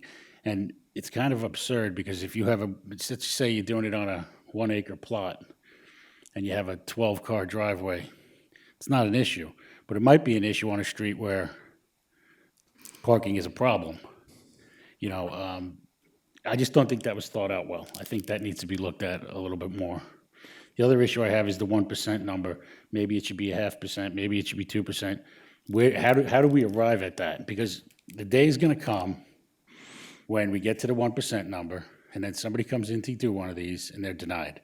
Then what are they going to do? They're going to go to court, and they're going to say, well, why am I being denied? And you can't say, well, we picked 1% out of the hat because another town used 1%. You need to have some kind of backup for picking this number. I don't know what the number's going to be. Maybe it's 0.5%. Maybe it's 5% of the town. I have no idea, but we need some basis to show where that number came from besides we just guessed. Just legally, I don't think it's going to hold up. I mean, it's not going to be tomorrow, but eventually that person who gets denied is going to be in court. There's also a due process concern I have, and this relates to the agendas. It's been going on for 2 years. There's a full record of 1.5 years of this, and every single word the person spoke at committee and council. The last 3 or 4 meetings, we've abbreviated the minutes. So now the person who spoke on the abbreviated minutes, they're not going to be preserved for those inevitable court cases. It's a due process concern. In other words, one person's treated differently by the government than another. The last one I have is the Planning Commission came out with a no on this, and then we tweaked it. Is that right? They said no, and then there were some changes made? Yeah, the planning commission had some concerns, but they ended up recommending denial. And then the committee considered those concerns and made Okay. some revisions. Now, in the past, we've seen stuff then go back to Planning Commission with the changes. Why didn't we do that this time? Does anybody know? Sometimes we do, sometimes we don't. I'm confused. Does anybody, is there a reason why it didn't go back? Or was it such a minimal amount of changes? Well, yeah, I mean, there were like 5 items that were really not big showstoppers. And basically, we concurred with some of those, and some of them, we kind of split it down the middle and it seemed to make sense. So it didn't seem to me that it needed to go back to the Planning Commission. And I sent an email to the chairman of the Planning Commission telling him that we had done that. Okay, but some things we do send back, and this we're not When- sending back. When there are major changes, absolutely. But, so then, I don't get where the difference is. I know you're the chairman, and I know that's supposed to be a very exalted role. It's probably the hardest role on council, to be the planning committee chair. But it's council that makes these decisions, isn't it? Not one person. So if things need to go back, then they need to go back. They don't, some go back and some don't. Okay. So, all right, that's all I have. Okay. I can tell you from a staff perspective, we often look at how it was advertised, whether or not something goes back. So if there's something that would be in conflict with how the item was advertised.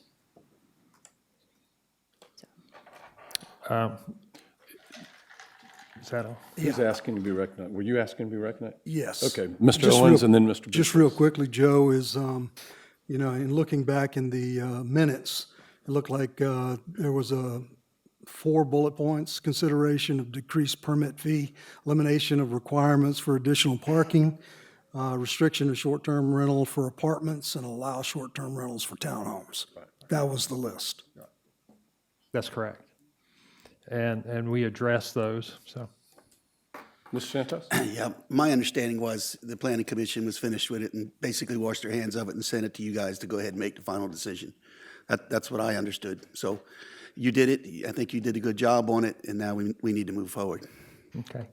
Well, if I may, if everyone's through, I'd like to make a motion that we approve first reading of the short-term rental ordinance. Second. We have a motion and we have a second. That means we are in discussion. Of course, we have discussed this a lot. I don't see anybody asking to be recognized. I have a couple of questions I would like to ask. There are ideas. We all have some things that I think we want to be considered.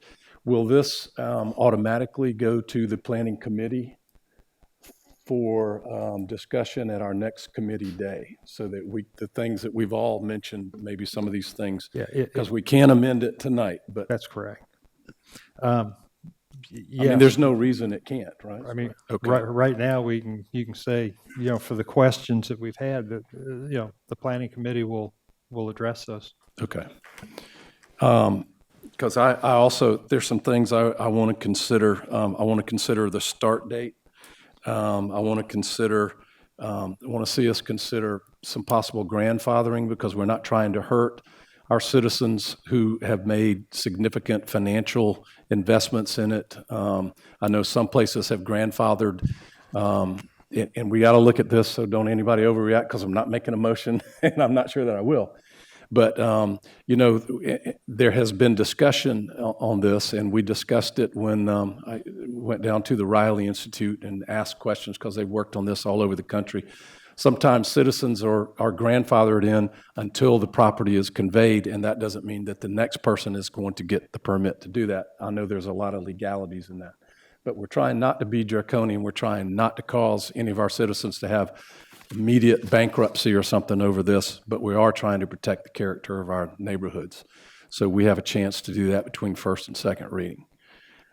We have a motion, we have a second. In discussion, anyone here want to be, yes, sir? I'd like to see this go back to the fire committee and really let the chiefs and the fire marshals tell us exactly what needs to be done to get these things fire safe. Maybe it's nothing, but I suspect that somebody who knows about fire safety should be looking at these, not the owner. Mr. Bremer, I don't see why the committee couldn't bring that up. Of course, it's not part of the motion that's before us, but there's no reason it couldn't come before the committee. I'd be happy to add that to the agenda. Again, though, in the past, We've sent it back to 3 different committees. You know, why is this on the fast track? Let's get it right, not get it done. Yeah, and just so you know, if I may, Yes, you have the floor. just so you know, everything we did with regard to the affidavit, we did consult with the chief, the fire chief on this. We didn't unilaterally say, this is what we're going to do. We made sure, or we asked him if that was acceptable to him, so. And because we did start out with fire inspections, but be that as may, we'll certainly talk about it. So Chief, next month, thank you. All right. Any other? Yes, ma'am. I'm just going to make, again, an observation from listening in on this discussion many, many times. There was a fair amount of talk tonight about the randomness of the 1%, and that's not how I perceived it at all. What I heard several people say in multiple meetings was the 1% was a combination of what we already have in the town now. It just about is filled with what we have, but then as the town continues to grow, and we know there's going to be a certain number of houses built and so forth over the next couple of years, it will allow for some additional short-term rentals. So it's pretty close to where we are now. It's not a random, you can't go to 0.5%, you'd have to cut out half the people that have it now.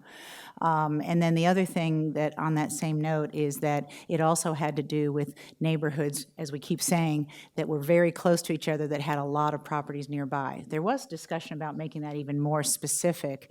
I think that was decided not to do that because it would cut out some that are supposed to be grandfathered. But anyway, that 1% was not random as far as I could tell. All right, I think it's time to vote. All in favor of the motion to approve first reading of item 8A, which is the short-term rentals ordinance, please signify by saying aye. Aye. Any opposed? No.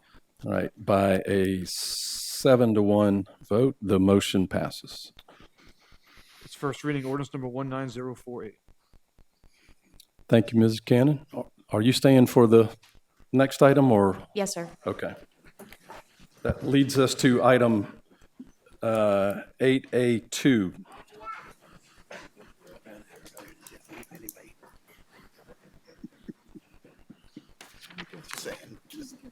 Just saying.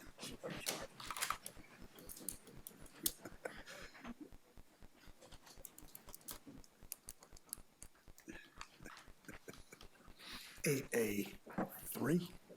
I believe we're on 8A2, yep. Ready? This is the Bell Hall. Bell Hall. So this is a request to amend the Bell Hall PD. It's also, when the PD was amended for the Seacoast tract, there was an impact assessment with a conceptual plan done. So the same, what's in the PD and the text and the map is also in the conceptual plan. So this is an amendment to the PD map as well as the conceptual plan map. And this does apply to the Seacoast tract, approximately 45 acres.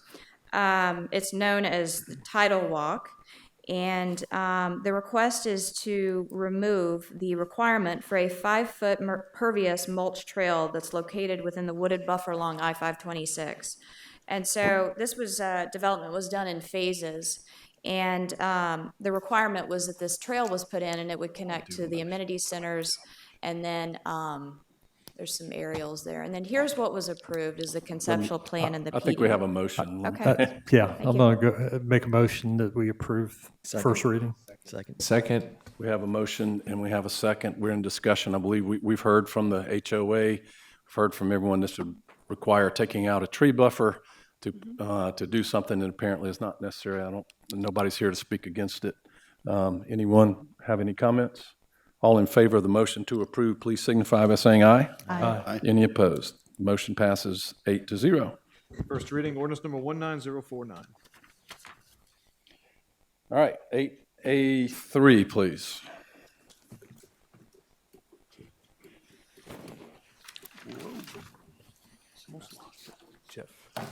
Mr. Ullman. Thank you, Mayor. Good evening, council. This next item is a text amendment to the zoning code as it relates to certain properties in the Coleman Boulevard Overlay District.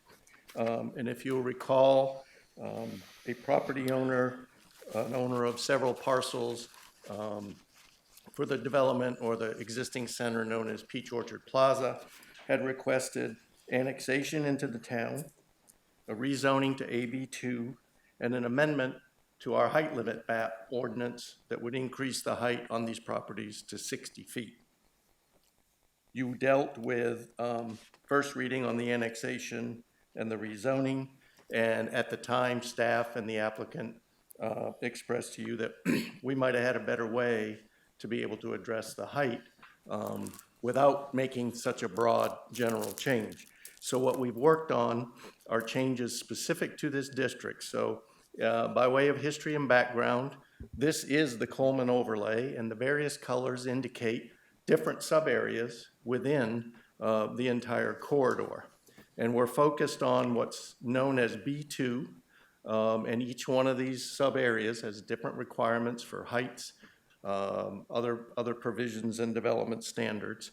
And what we've suggested here as we looked into it further, so here's the area, here's the aerial photo that shows you where it's located, and the parcel configuration on top of that aerial photo. And so what we've suggested is that we would take that area, that entire B2, originally shaded in the brown, and divide it out, subdivide it. So to create within the Broadway or Ode-way, I guess it looks like up on the screen, within the Broadway loop, you would have a sub-area of B2 called B2A, and we would leave the standards and requirements outside of that towards Shem Creek and the marsh the same way that it is. So we're focused only on the properties within that encircled by Coleman and Broadway. And so again, here's a little more detail on what we're talking about. The original request does not include all of this property. It is more to your left, focusing on 415 and some of and 423, this end of the existing development. So the way we laid it out, and you can see the changes here highlighted in the ordinance. B2A we've labeled as Broadway Loop, so it's inside that loop. And our original recommendation as a staff was to adjust it to a 55-foot height option. And footnote 8, we'll show you in a second, refers to that. And again, in B2B, the perimeter area would stay the same as our current regulations. A 45-foot height limit, build 2 lines, setbacks, and side setbacks. The note that we set up, and one of the discussions was to change the way that we measure building height in this particular sub-area. If you go into the ordinance and you look, there is a very complex, probably overly so, mechanism to measure height. It takes all of these various averages of the height. One of the suggestions was, why can't we just measure the height from the top of the curb on Coleman Boulevard and go from there? The applicants were interested in building height of 45 feet on that facade facing Coleman and an ability to step back to 55 or 60 feet at the time on the rear part of the property. And so what we crafted were some provisions in here that will allow us to do that. Staff suggested 50 feet only to give a little bit of a cushion. One of the things we took into consideration were potential slope from the top of curb of Coleman as you might slope up and create that activity zone, 20, 25, 30 feet. To create proper grades, that finished elevation of that facade on Coleman is gonna be slightly higher than the top of the curb. So if you're looking to do a exact 45-foot tall building, it may be 45 feet tall where it sits on the ground and goes up, but in relation to the top of curb of Coleman, it would actually be 45 feet and a half, 46 feet or whatever. So staff originally wrote it as accommodating and accounting for that. As this has gone through, the Planning Commission recommended approval. Planning Committee took a look at it and said they were more comfortable at leaving it at 45 feet and 55 feet, not worry about that potentially minor difference in height. And their recommendation to you is to make those changes and related changes that clearly spell out that height in this sub-area only is measured from the top of the curb on Coleman Boulevard. One of the things that we would suggest as a staff in the future, as we update and look at other things, perhaps this technique ought to be applicable throughout the entire corridor, and it's something that we can consider later. So one of the things we did, this is not a building, this is a building envelope, and so what we tried to do is graphically represent for you. So you would be traveling east on Coleman in this particular instance. You'd be right in front of the Kickin' Chicken building at this point, and you'd be looking at potentially what buildings could fit under as described in the ordinance. And you would start, as the committee recommended, with a 45-foot height limit, so that lower edge that you see is 45 feet, and then a slope that would truly establish sort of that ability to step back, not only from Coleman, but from Broadway as well on each side. And on the rear side on Broadway, we left it flat. So there wouldn't be necessarily a step back on that part of the block. So again, this is the entire block showing you that buildings would fit under sort of this umbrella within here. Here's a zoom in from the other direction, looking at the corner. We labeled the 45 and 55. That slope goes back 4 feet for every additional foot in height. So it's a 1 to 4 slope. So in order to get to 55 feet in the middle of the block, you would need to step back 40 feet. We show you the 50 in case that was something that council wanted to consider. Here it is again on the other side. Now we're at on Broadway between the Kickin' Chicken building and maybe it has a better name than that, I'm not sure. Looking right at the block, and you can see to the right is the rear facade that would not have that step back requirement along Broadway. Remember again that on the other side of Broadway here in the back, you would drop back down to a 45-foot height limit. We also just put some, kind of left it transparent and put buildings so you can get a feel. This is on the back side. So this is the shape of buildings potentially that you would have to design in order to fit under the height, the slope, and then the maximum height. And in no case could it be more than 55 feet. Jeff, can you go back to that slide, please? Yes, sir. In looking at this rendering that you did,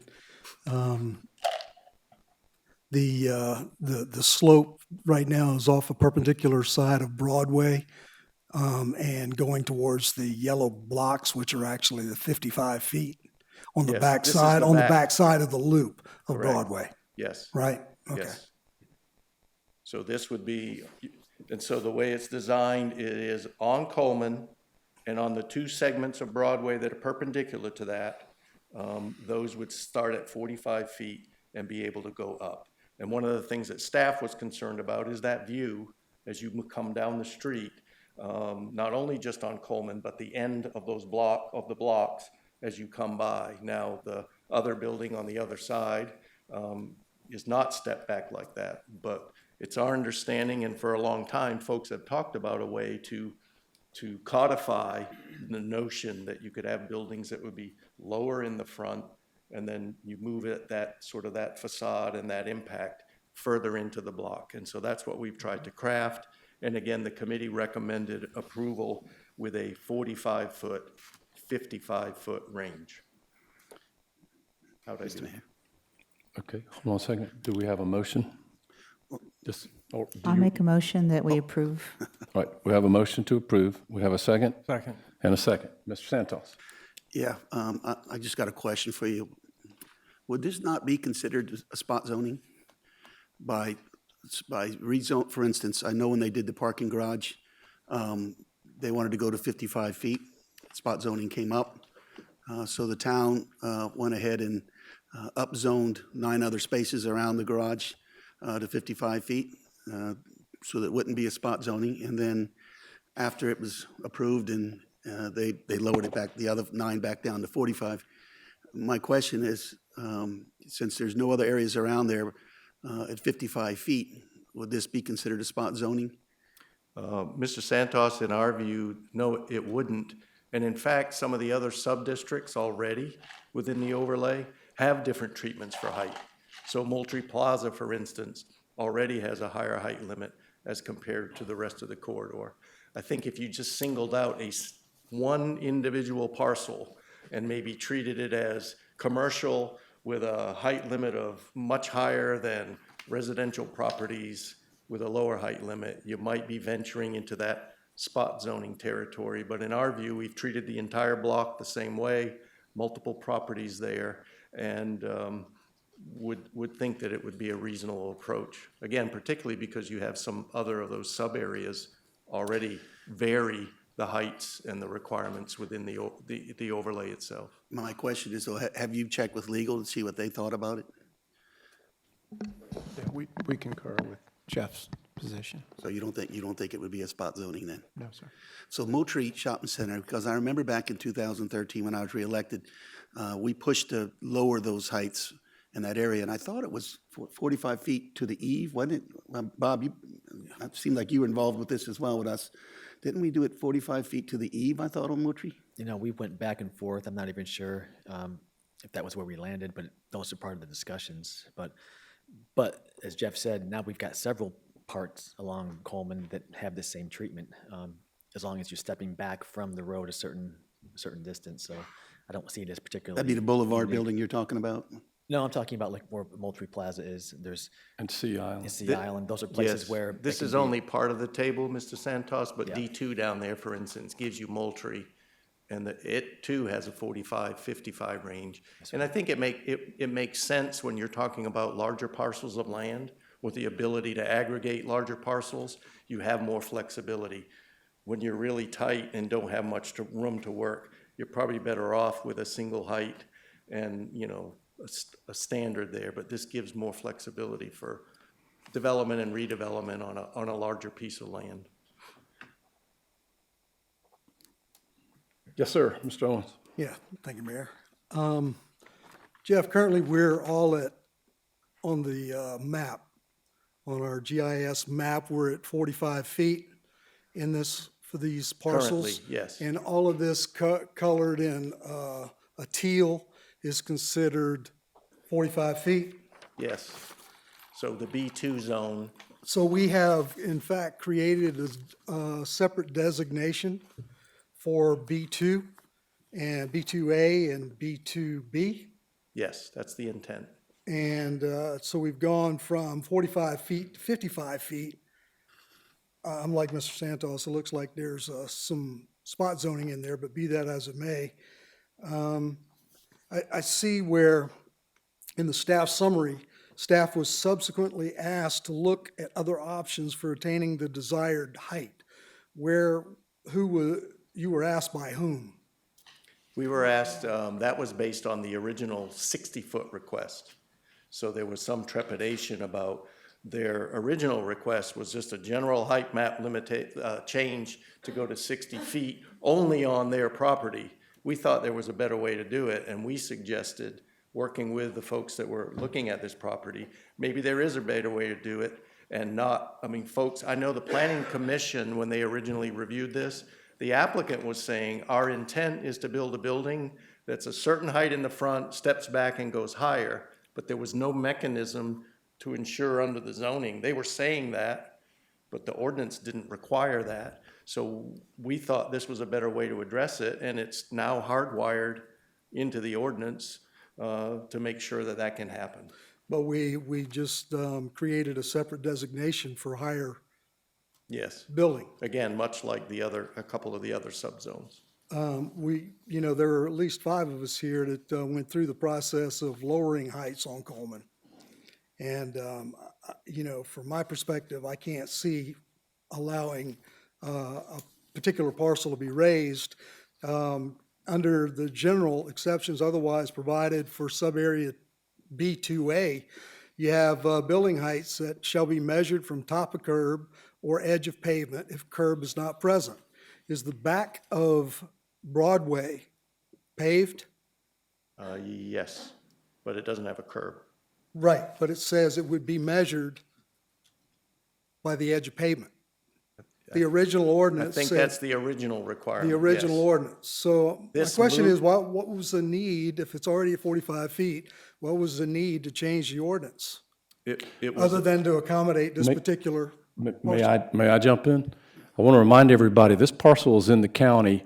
They could have pulled a building permit last November to build 400 or 500 self-storage units with no activity zone and no retail, and we would have no design approval, no input on this at all. This was I will call it a desperate attempt on behalf of the town to stop something that I think would be a detriment to Coleman Boulevard. Going to 55 feet on the interior is a compromise because frankly, the owner and developer of this has the upper hand, but in most of our opinions, at least those that have seen this, having 400 storage units with no retail fronting on Coleman Boulevard would be a death of that part of the town. Is the applicant here? The applicant's here. Michael, do you mind taking the, I just want to say for the record, there is no applicant for this particular piece of legislation. Right. Got it. thanks, sir, thanks for coming. Sure. Thanks for being here. You are employed by Grambling Brothers, I know, right? And so my question is, has the Grambling Brothers ever built a storage facility? We have not. Okay. Thank you, sir. Sure. May I make one You may. caveat to that? We have multiple partners in the project, and one of our partners in the project has built probably 500,000 or 600,000 square feet of storage. Gotcha. So we do have an experienced partner in it. Thank you. Yes, sir. All right. Yes, sir. Mr. Kinane. Mr. Alma, do you have any software or a way to see what this would look like from the marsh side? We might be able to do a similar view from the other perspective. Because we might, we might be wondering, oh, what's the big deal? It's 10 feet, right? It's going to be visible over the trees, I would presume, and that makes it a nice residential option for a loft apartment or something like that, or whatever they want, an office with a view, whatever it might be. And I've maybe been quiet about this the last few months, but we're back to a fire protection issue here. 5-story building has something that's called a vertical response time, which means you get your firefighters to the front of the building, then they have to go through the building and up to the location. And it's something that, with our building envelopes here in Mount Pleasant, is probably not a huge consideration, but we're getting there with all these big buildings, where that starts to matter. And the other problem is you get at the 5th floor on a marshfront building is you could have a wind-driven fire with winds off the waters.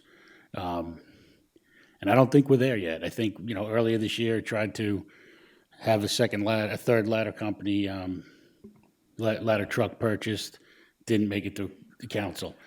But that's the type of thing that we will need for a fire in this type of building. It's also, the split heights on the roof creates firefighting challenges as well. People will have a terrace, I'm assuming, on the lower portion. They'll have their nice loft apartment with a terrace, and they're doing a cookout out there, and trust me, I've seen it.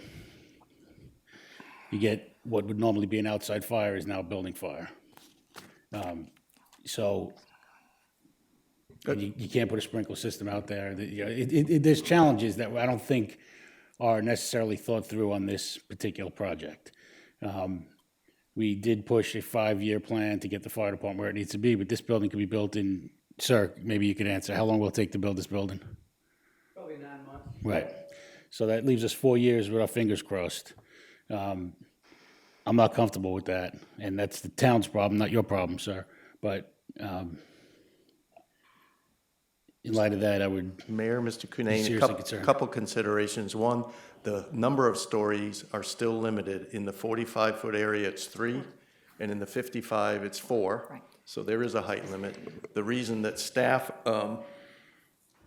was concerned too about the view from the south direction, and that's the very reason why we suggested leaving a lower building height on the perimeter side, and then the ability with distance to step up only in the middle of this part of the block. I don't think, maybe I misspoke. stories doesn't necessarily matter. It's the amount of steps they have to walk up with the gear, and you're dealing with seriously taxed crews here with inadequate manpower for this type of operation. So, again, I'll be a no vote. Ms. Landing? Mr. Owen answered my thing. I was going to say about the 4 stories. We heard that from Mr. Bennett when he got up last time and told us it was a maximum of 4 stories. So, but Mr. Olma covered it. Thank you. Okay. Any other discussion? All right, this would be a first reading as well, so it is not open to amendment. If there's anyone else that wants to be recognized, all in favor of the motion to approve item 8A3, please signify by saying aye. Aye. Any opposed? No. Is it 3 noes? Just raise your hand quickly if you're a no. Okay. So it's by a vote of 5 to 3, the first reading passes. That's first reading, ordinance number 19050.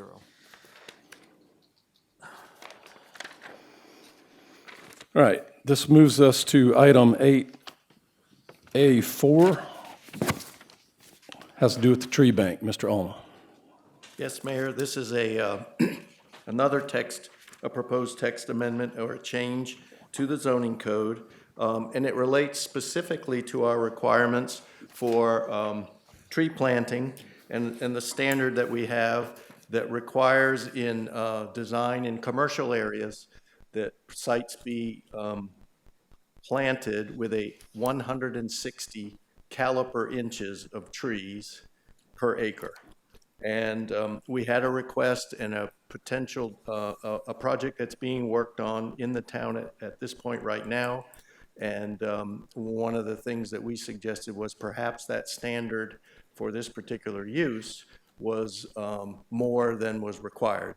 And so staff took a look at it, made a recommendation that we could lower that standard from 160 caliper inches down to 100, only for gathering places, parks, plazas, sort of more urban spaces within our mixed-use area. So it's very narrowly crafted to say if one is going to create sort of a gathering spot, a grassy area, that maybe it didn't need to be planted to the same degree that you would in the rest of town. The Planning Commission recommended approval of this, I believe. When we looked at it with the Planning Committee last week, they were not comfortable with reducing it from the 160 to 100, but suggested that we would leave it at their recommendation is leave it at 160, but allow someone, if they can't quite reach the 160, depending on site considerations and other factors, that no more than 20% of the tree requirement could be paid into the tree bank. So effectively, I think it's, you can pay 32 inches of the 160 inches into the tree bank and still provide the other canopy trees on the site. And we just shared, for purposes of review and discussion, these are the kinds of spaces that we were talking about. We're not talking about any other kind of development. Again, if you want to create something like that environment, should we be requiring it to be planted at the same standard that you might any other development in town? But with the idea that it would be, you probably would plant the ring and the perimeter, but if you have amphitheater gathering spaces, our suggestion was maybe that we needed to take a fresh look at what this requirement would be. This, in fact, is the design that was being reviewed by the Design Review Board. This is in Midtown, across from the MUSC office building. It's in the curve or the corner of the site. To the rear that you see the residential structures, those are condominium townhome style development. To the left, the blocky building, that's a rendering or an elevation that just shows the commercial mixed use part. And these folks were focusing only on this sort of park and village green within this, in that specific location. So we thought they made a good point. Staff presented an option or an alternative. Planning Committee recommended something different, and that's what you have in front of you now. Do we have a motion? Move first reading. Have a motion to approve. Is there a second? Second. We have a motion and a second. Any discussion? Yes, sir, Mr. Bremer. So Jeff, could you go back to the text for a moment?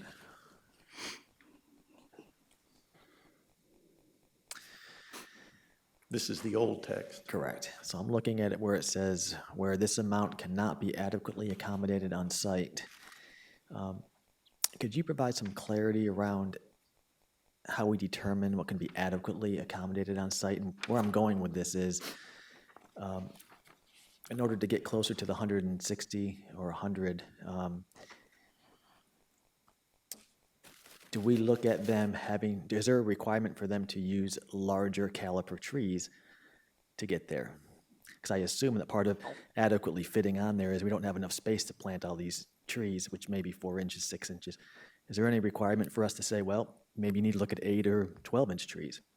I know it's expensive. That's always an option to meet that requirement, to go with a larger caliper. The standard's 2.5.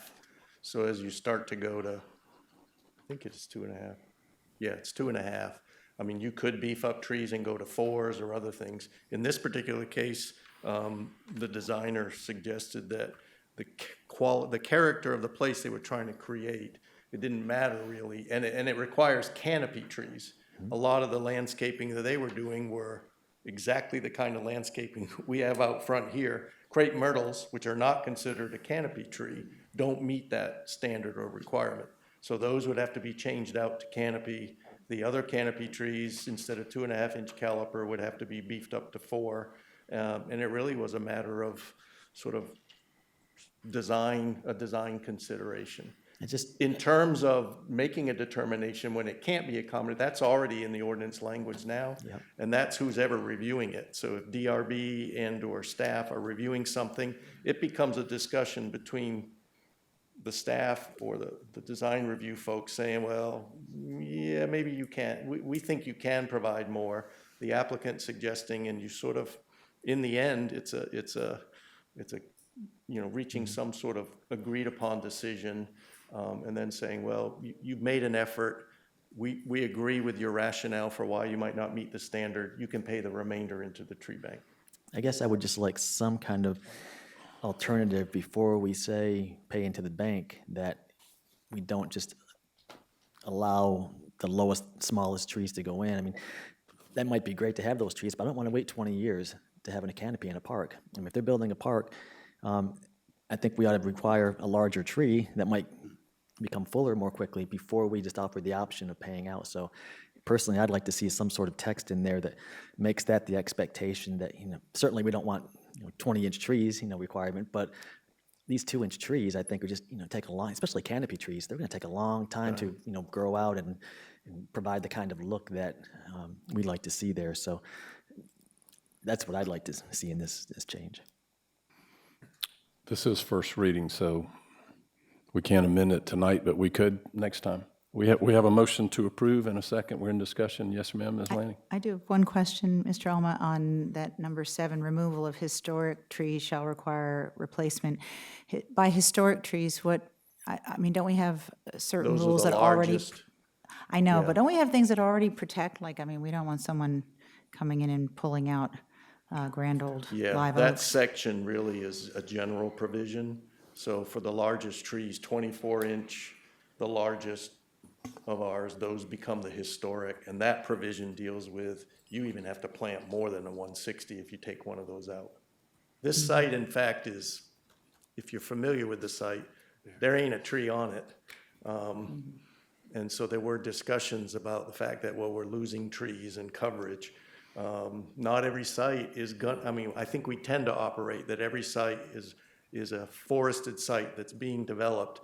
This would be applicable not only in a condition like this, but even in redevelopment areas, where you might come in and create a mixed-use area with this kind of thing.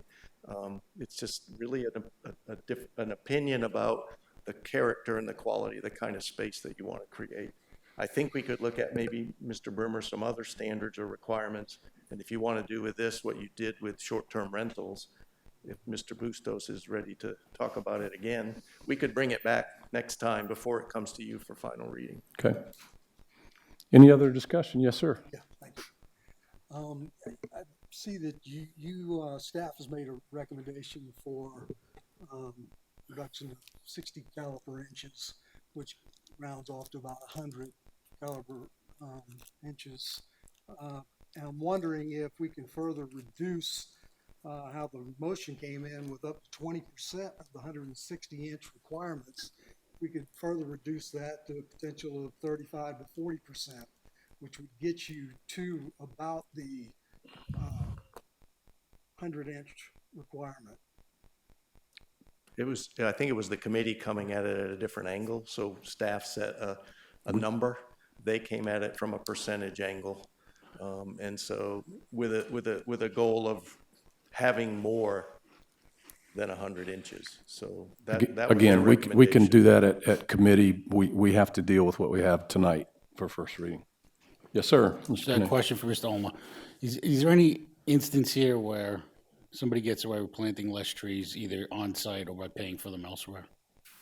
Excuse me? Is there any instance here where less trees than currently will end up being permitted? It'd be a combination Well, I under mean, this, an equivalent. Right, so, but it's not going to reduce the amount of trees that they're required to do. Under this formula or this recommendation, we would push as hard as we can to get close to the 160. If they couldn't get there, they could only buy down 20%. And what was the difference between when the committee made changes from the commission? What were they? It was the original 100, so 100 to 160. The 20% reduction gets you to 128, 132. So it's a requirement for more plantings on a site like this. Okay, thank you. All right, I think we're ready to vote. We have a motion to approve. All of those in favor of approval of first reading of this item, please signify by saying aye. Aye. Any opposed? No. All right, so by a 7-1 vote, the motion passes. First reading ordinance number 19051. This brings us to item 8A5. Move to approve. We have a motion to approve. Second. And a second. Is there any discussion? All in favor of the motion to approve item 8A5, please signify by saying aye. Aye. Any opposed? By a vote of 8-0, the motion passes. First reading ordinance number 19052. Items 6, 7, 8, and 9 have been withdrawn. So we provide those on your agenda just to let you know, and then we can close those cases out. So that's for information. And it would take us to a part of multiple requests.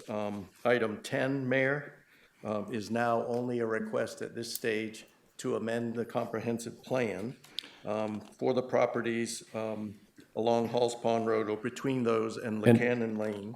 Let me ask a question real quick. May save us some time. Has this been to the planning committee yet? Yes. You recommended deferral.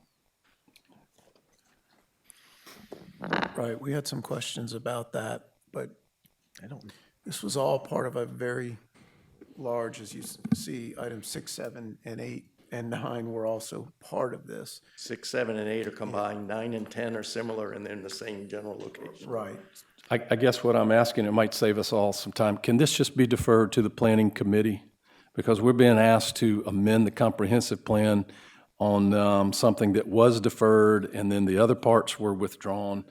And, I, for one, am not comfortable voting to amend the comprehensive plan under these circumstances.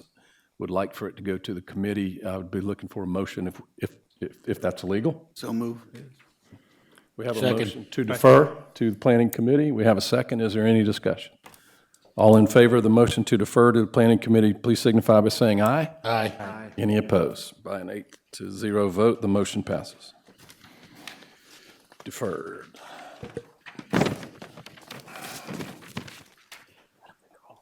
Okay, item 11. 11 is a rezoning request that is located here adjacent to the new Lucy Beckham High School. It is the Grace Bible Church. The current zoning on the property is R1. Their request is to change the zoning to CC, Community Conservation.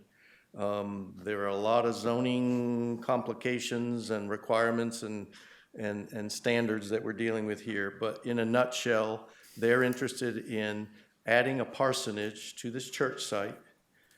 They can't do it under our ordinance in the R1. They're asking to reduce the zoning to CC in order to be able to do that, and their intent is to use a manufactured unit rather than a stick-built unit on there, and that's the whole reason why they would have to go to the CC zoning district, which can accommodate a mobile or a manufactured housing unit. I'll make a motion to approve. We have a motion to approve. Do we have a second? Second. We have a motion to approve. We have a second. Is there any discussion?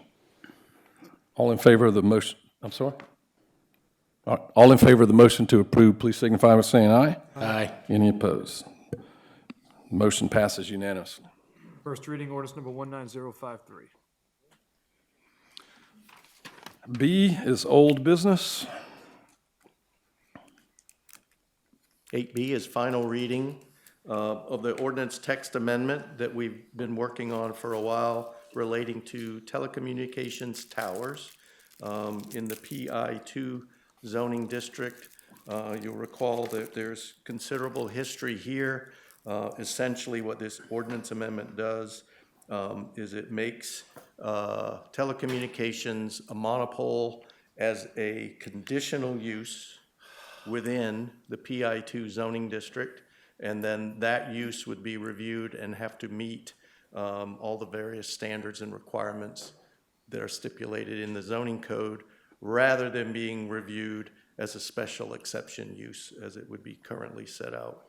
This request has been worked on with MPW, and I believe representatives are here for questions, and committee recommended approval of this text amendment. Yes, sir. Yeah, this one has, but one thing I wanted everyone to understand is we are not voting on approving the removal of the water tower and the placing of the monopole. We're voting on the zoning. Mount Pleasant Water Works is the one who makes the decision on the water tower and pole. So we are voting not to take down the water tower. We're voting on the zoning. And I think the zoning makes sense because if that does come to pass, they're going to have to treat it as a conditional use and get some approvals. Yes, sir. Yeah, Mr. Mayor, we don't even know what's in that monopole. Can you tell us what's in the monopole? I can't. You know, they're coming in. The technology and the We have information. people here that will speak to that. If you would come up and identify yourself and answer questions that council may have.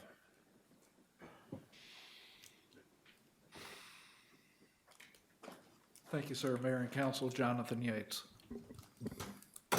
And your question, Councilmember Santos? Could you tell us who you represent? AT&T. Okay. My question is we keep hearing about the monopole, but what's inside the monopole? Is it 5G? I know you wouldn't put old technology in there, so I have to assume that it's 5G. There will be presently on the water tank, and they've been there for some time, are 3 wireless carriers, AT&T, T-Mobile, and Sprint.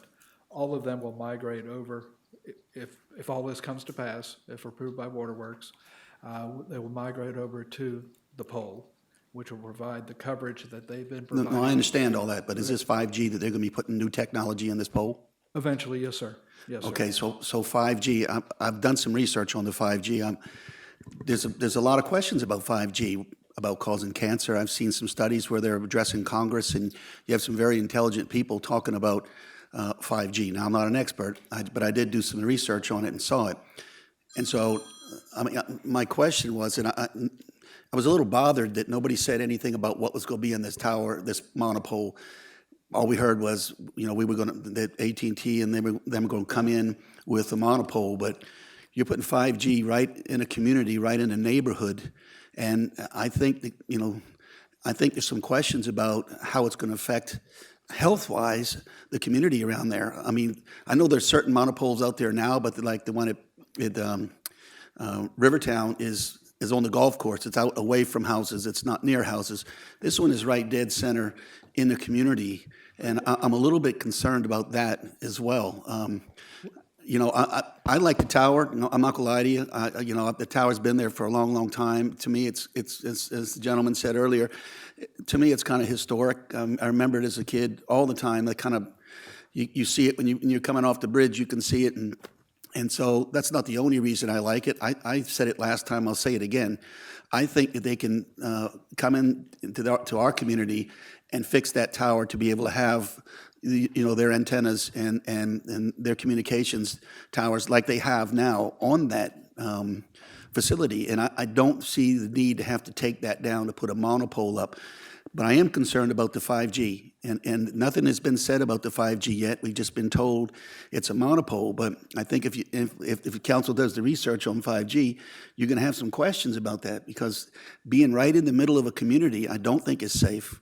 Certainly the community is against it. They don't want it out there. I know every 2 years, people running for council go down to the AME church and tell the citizens that they're behind them and they back them and they want to support them. Now we've got an issue that we can support them, and it appears it's not happening. I'm concerned about that as well. But my main concern is bringing that 5G pole into a community so close to where people are living right now, when we basically don't know what 5G is going to be doing to people.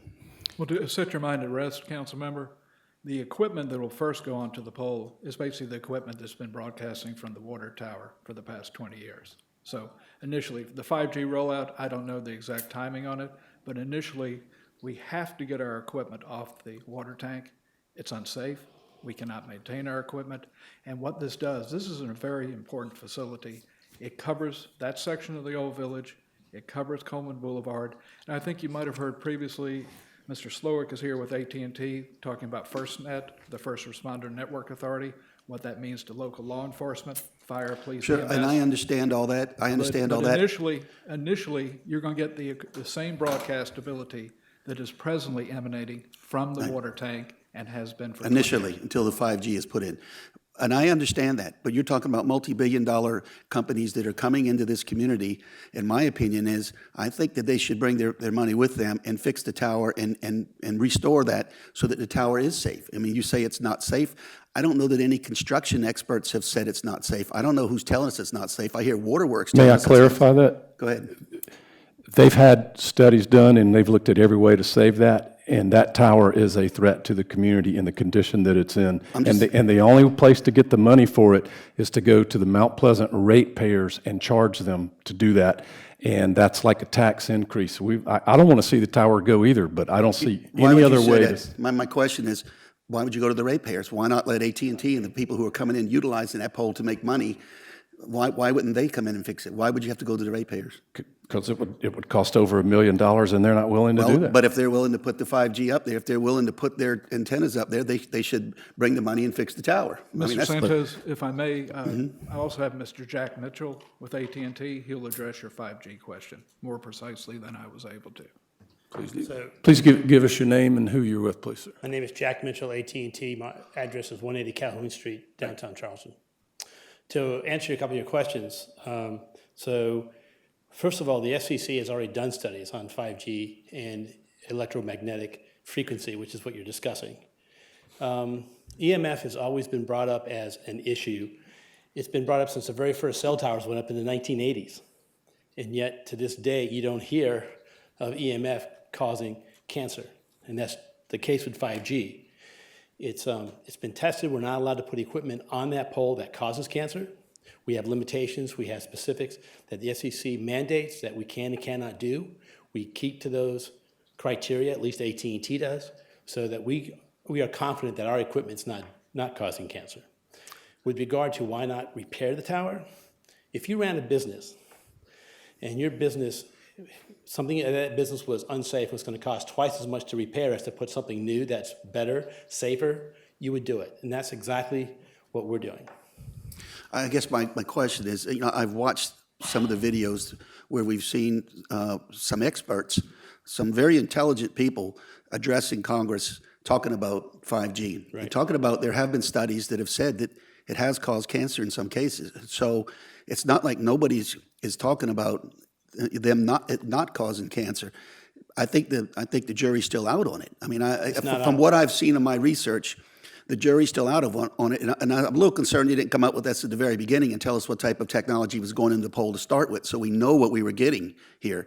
We didn't know. We just knew you were going to replace the towers, but nobody said what type of technology. And I just don't think this is safe to be in a community. If it's in a wooded area somewhere, then I wouldn't have as big a deal with it. But it's not. It's right in a community, and I just don't. From what I've seen, the research I've done, I just don't think it's safe to put in a community. So, First of all, if I can correct your statement, that's not accurate. When we presented this to the water district, they knew 5G was going in. So this is not a secret that AT&T or any other provider is. who did you tell 5G was going in? We've discussed it with the water department since day one. Nobody told us though. Well, that's not our responsibility. Okay, I'm good But with that. But to answer your question, we have not hidden that from the community. There They have know been what's going public in. hearings. Waterworks has done public hearings. I'm just saying, nobody has told this council, and we're the one making the decision to give them the zoning to be able to put it up. And that information was not brought to us, and that concerns me as well. But go ahead. Yeah, and then at the last meeting that was brought here, they discussed the fall zone issue and how the current water tank is so unsafe. It doesn't have the cripple zones that a modern monopole would have. So again, if you're looking at public safety, you can't just look at EMF factors. You got to look at the entire spectrum of what's safe and what's not safe. And like I said to you, I mean, we can agree to disagree, but they have done incredible amounts of studies on electromagnetic frequency, and they have not found a viable case where cell towers, whether it's 3G, 2G, or 5G, is causing cancer. That's just the reality as we know it today. Any other questions? Mr. Owens and then Mr. O'Rourke wanted to be recognized.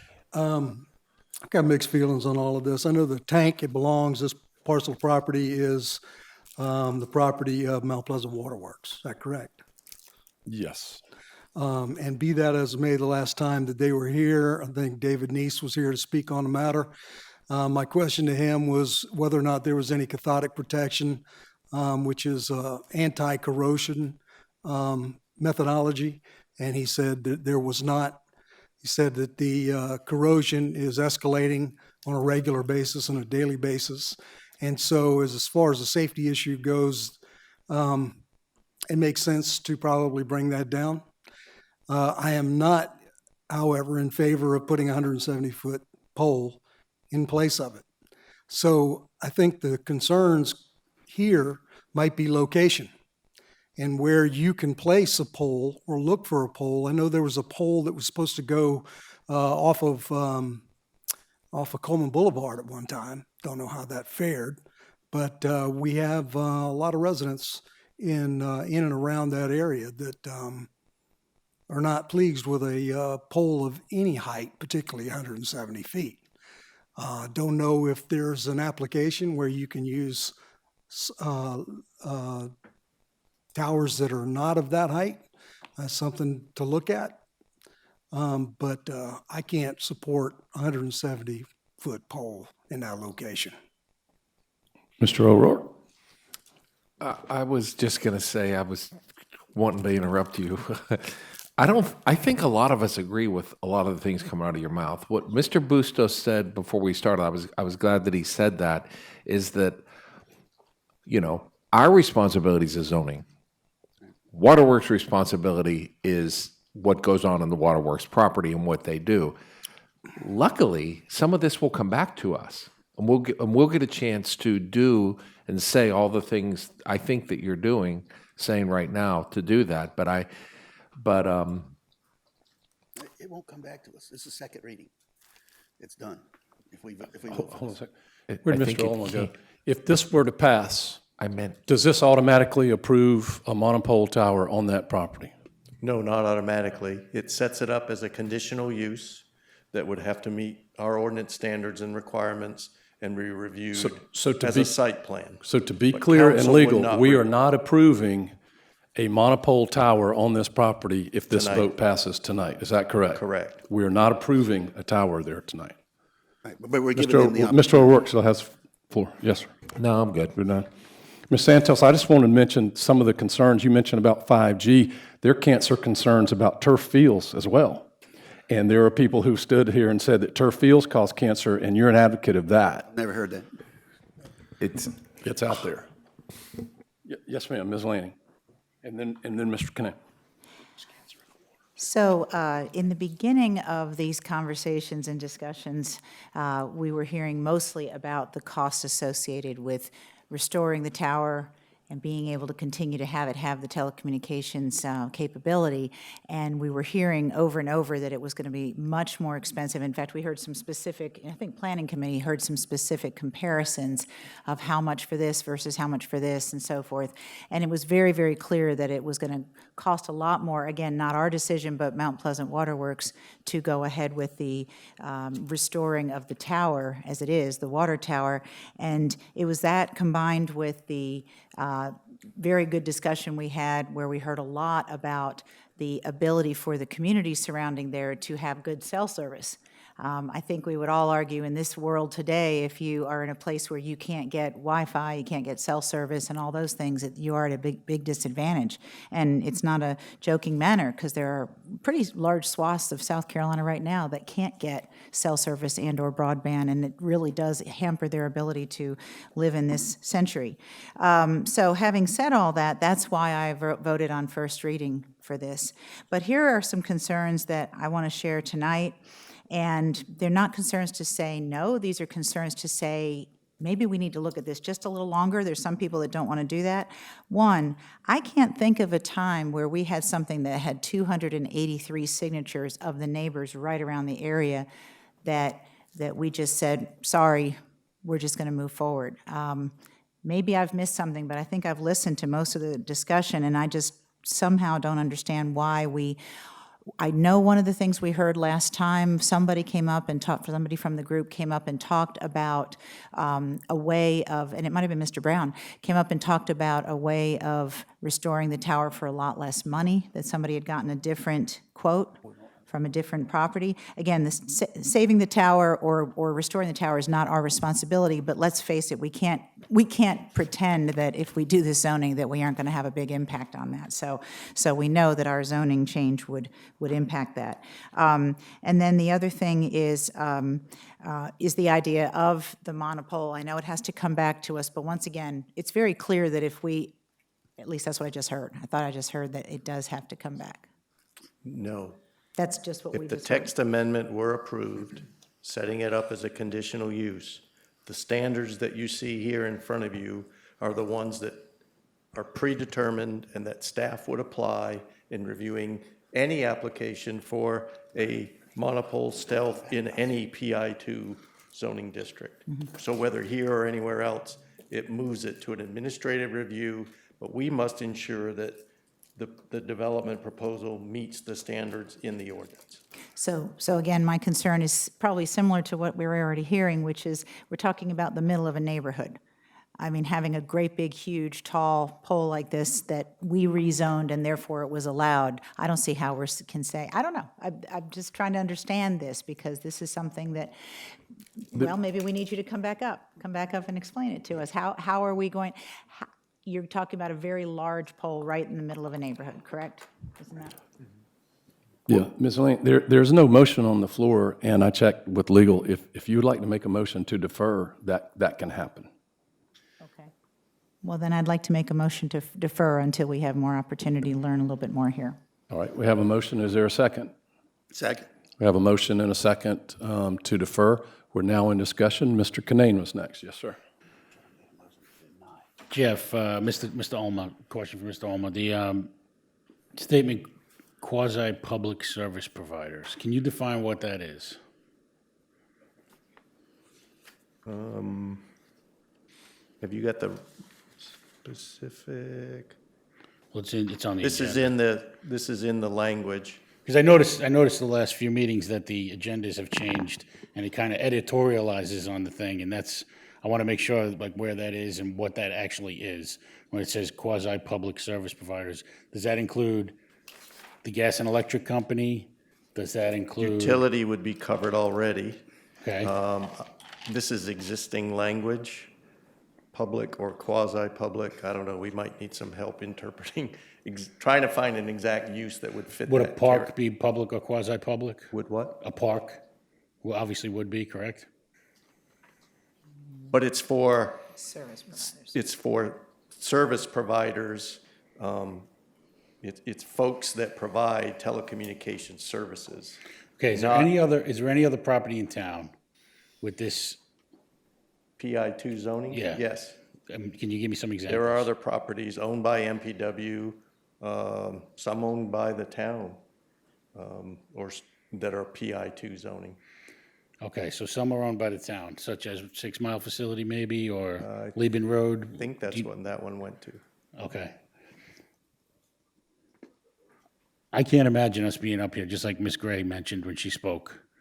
I can't imagine us sitting here discussing if we should put a tower at the old post office down there in the old village, or if we should look at the Darby building as a place to place cell phone towers, or Alhambra Hall, or the baseball fields on Center Street. I just can't imagine that would get a second of a hearing. But somehow, this gets a hearing, and it's been dragged through for quite some time. I get it, the water tower's antiquated, and it was used for revenue. They put cell towers on there. But the people directly around this property, they should be taken into account here. And I can't support when 283 people sign a petition for anything to push it through. The deferral, I would like to see it denied, frankly, and put it to rest rather than deferred. Mr. Bustos? Yeah, and I'm probably the only one up here who lives within a block of that on King Street. And, the tower's in bad shape.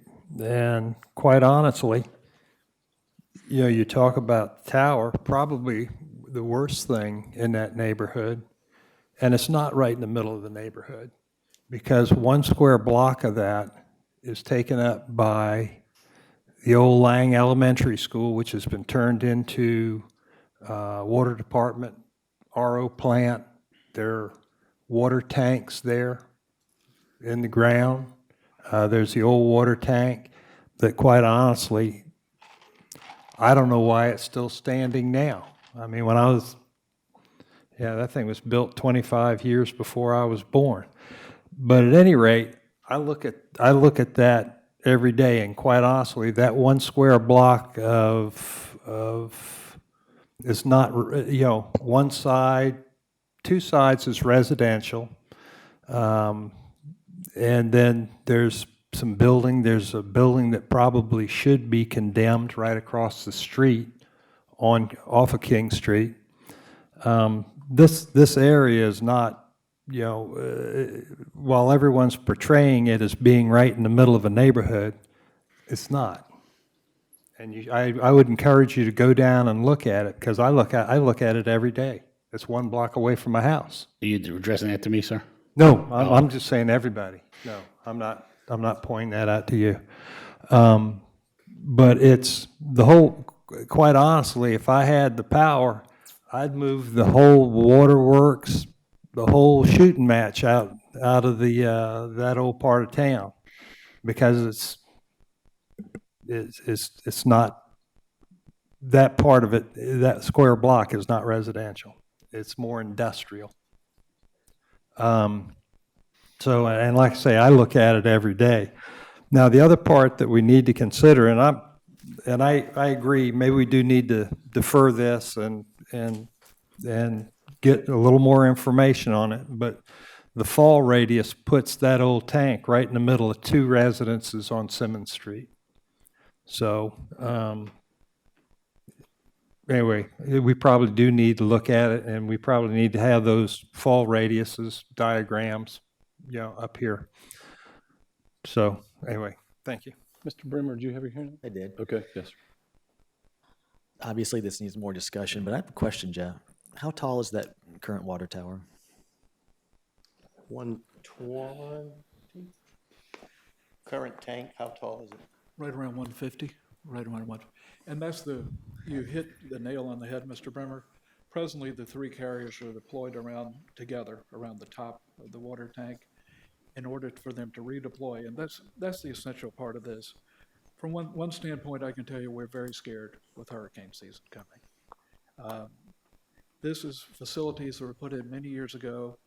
We use, where possible, existing structures. If you go to downtown Charleston, we're on top of the Sergeant Jasper building, and we're going on top of the new one, the Francis Marion Hotel. The beauty of Mount Pleasant, I know there was a debate earlier tonight, you don't have a lot of tall buildings. That's why this was sought out early on. We had a tall structure to provide that necessary coverage to the So neighborhood. let me ask a question in regard to that then. If the current hardware is on a 150-foot water tower, why do we need a 170-foot monopole? When we go to the monopole, we have to stack going down. On the water tank, we're able to achieve similar heights going around that bulb. When we go to the monopole, it's 1, 2, 3 going down. So you have the vertical drop.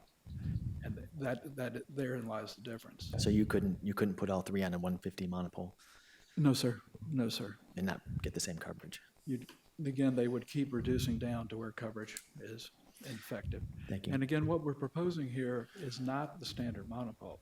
We're proposing what is called the stealth pole. All the equipment is put inside, so you don't have the exposed equipment. I was before this board about 2 years ago when we discussed something similar for Rivertown. It's that same type of pole is what we're talking about. And again, we're not doing it. It's Mount Pleasant Waterworks. But I can tell you from the wireless community, we're running scared. Hurricane season is in front of us. I'm going to stop you right there because I just want to get my questions gone, so I don't want to hold up. But thank you for your answer. That helps. So a couple of items I think we need to follow up on here. One is, it sounds like one of the concerns is that if this goes forward, it doesn't come back to council. It's conditional, which means if they meet the conditions, the check mark goes on the box and it's done. So maybe the issue here is the conditions. Maybe we should take a look at what the conditions are and make sure that they're stringent enough that it doesn't allow what we don't want to see. Not just on this piece of property, but anywhere else in town where there's neighborhoods or houses. So maybe we take a look at the conditions as the answer here. This isn't really a zoning issue. This is text that removes or it changes a conditional use from a special exception to a conditional use. So really all that's doing is it's the level of review and approval that takes place. So that's really the issue here. So maybe the conditions is what we look at. Maybe we look at height and different heights depending on what's around it. So I think this is a good discussion, but maybe we're not quite there yet. So I'm glad it's coming back to committee. Well, If we are on. if it's deferred, it's going back to committee, yeah. Right. Yes, sir. And that's the motion on the floor is to defer. Mr. Olma, question for Mr. Olma. If someone came to you and said, we need a demolition permit because I have an unsafe structure, do you issue the permit? Pretty quickly, right? So this idea that it's falling down tomorrow and it's our fault if we defer this, I think is silly. If it's imminently going to collapse, then it should be addressed, and that's going to be addressed regardless of what we vote on with this new poll. So, thank you.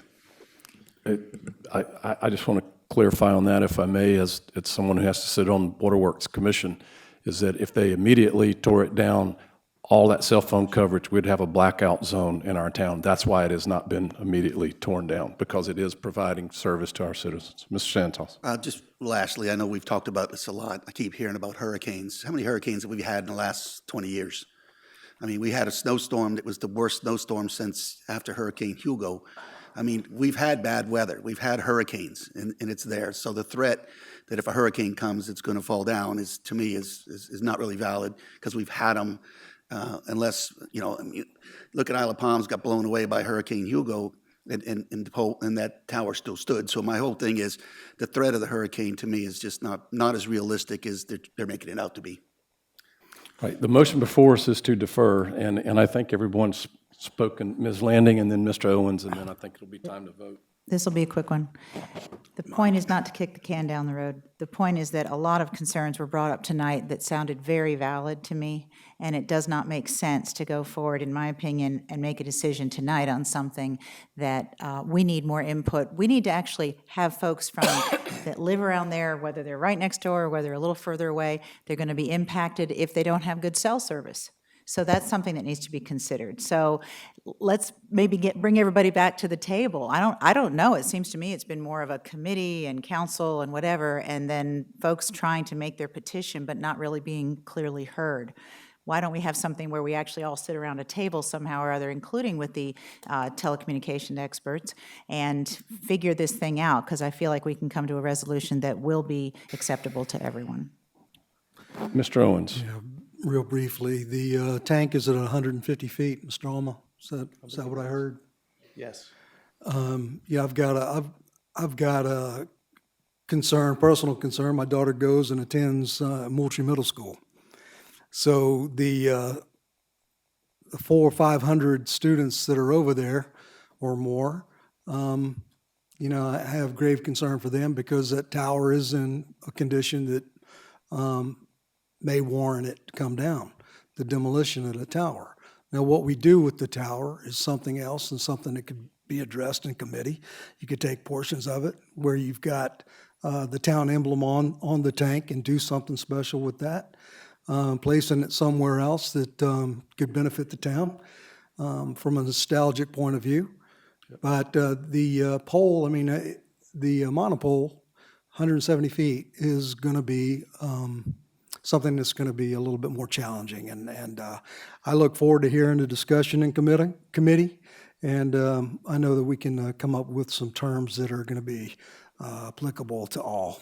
So thank you. And Mr. Owens, on that point, Waterworks has said if the town would like to do something nostalgic with it, since it is sort of an emblem, that they are very open to that. So I think that's a good idea. Anyone else? All right. We have a motion before us to defer, and we have had discussion. So all in favor of the motion to defer, please signify by saying aye. Aye.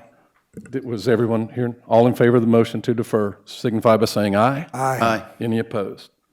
All right, so the motion passes unanimously. It will go back to the planning committee. They ain't gonna do it. Okay. That finishes that section of the agenda. There are no committee action items in item 9.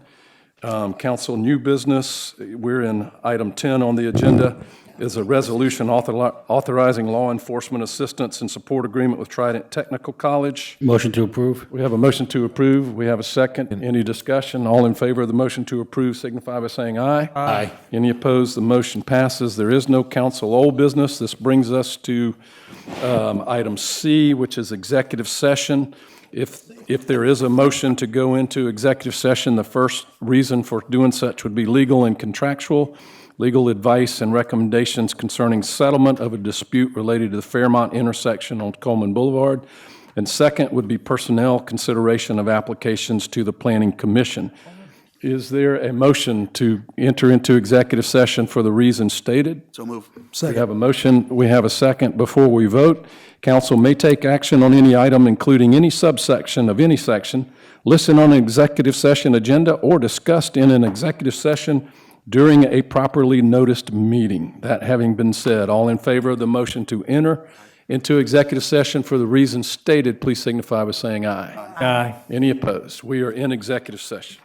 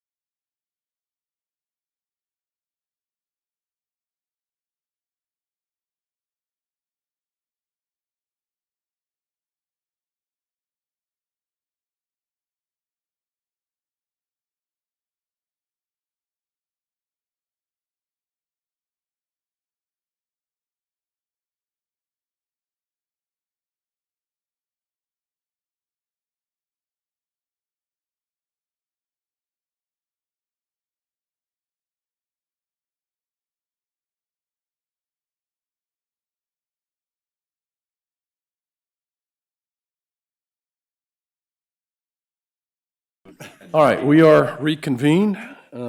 Thank you to the staff for guarding the premises in our absence.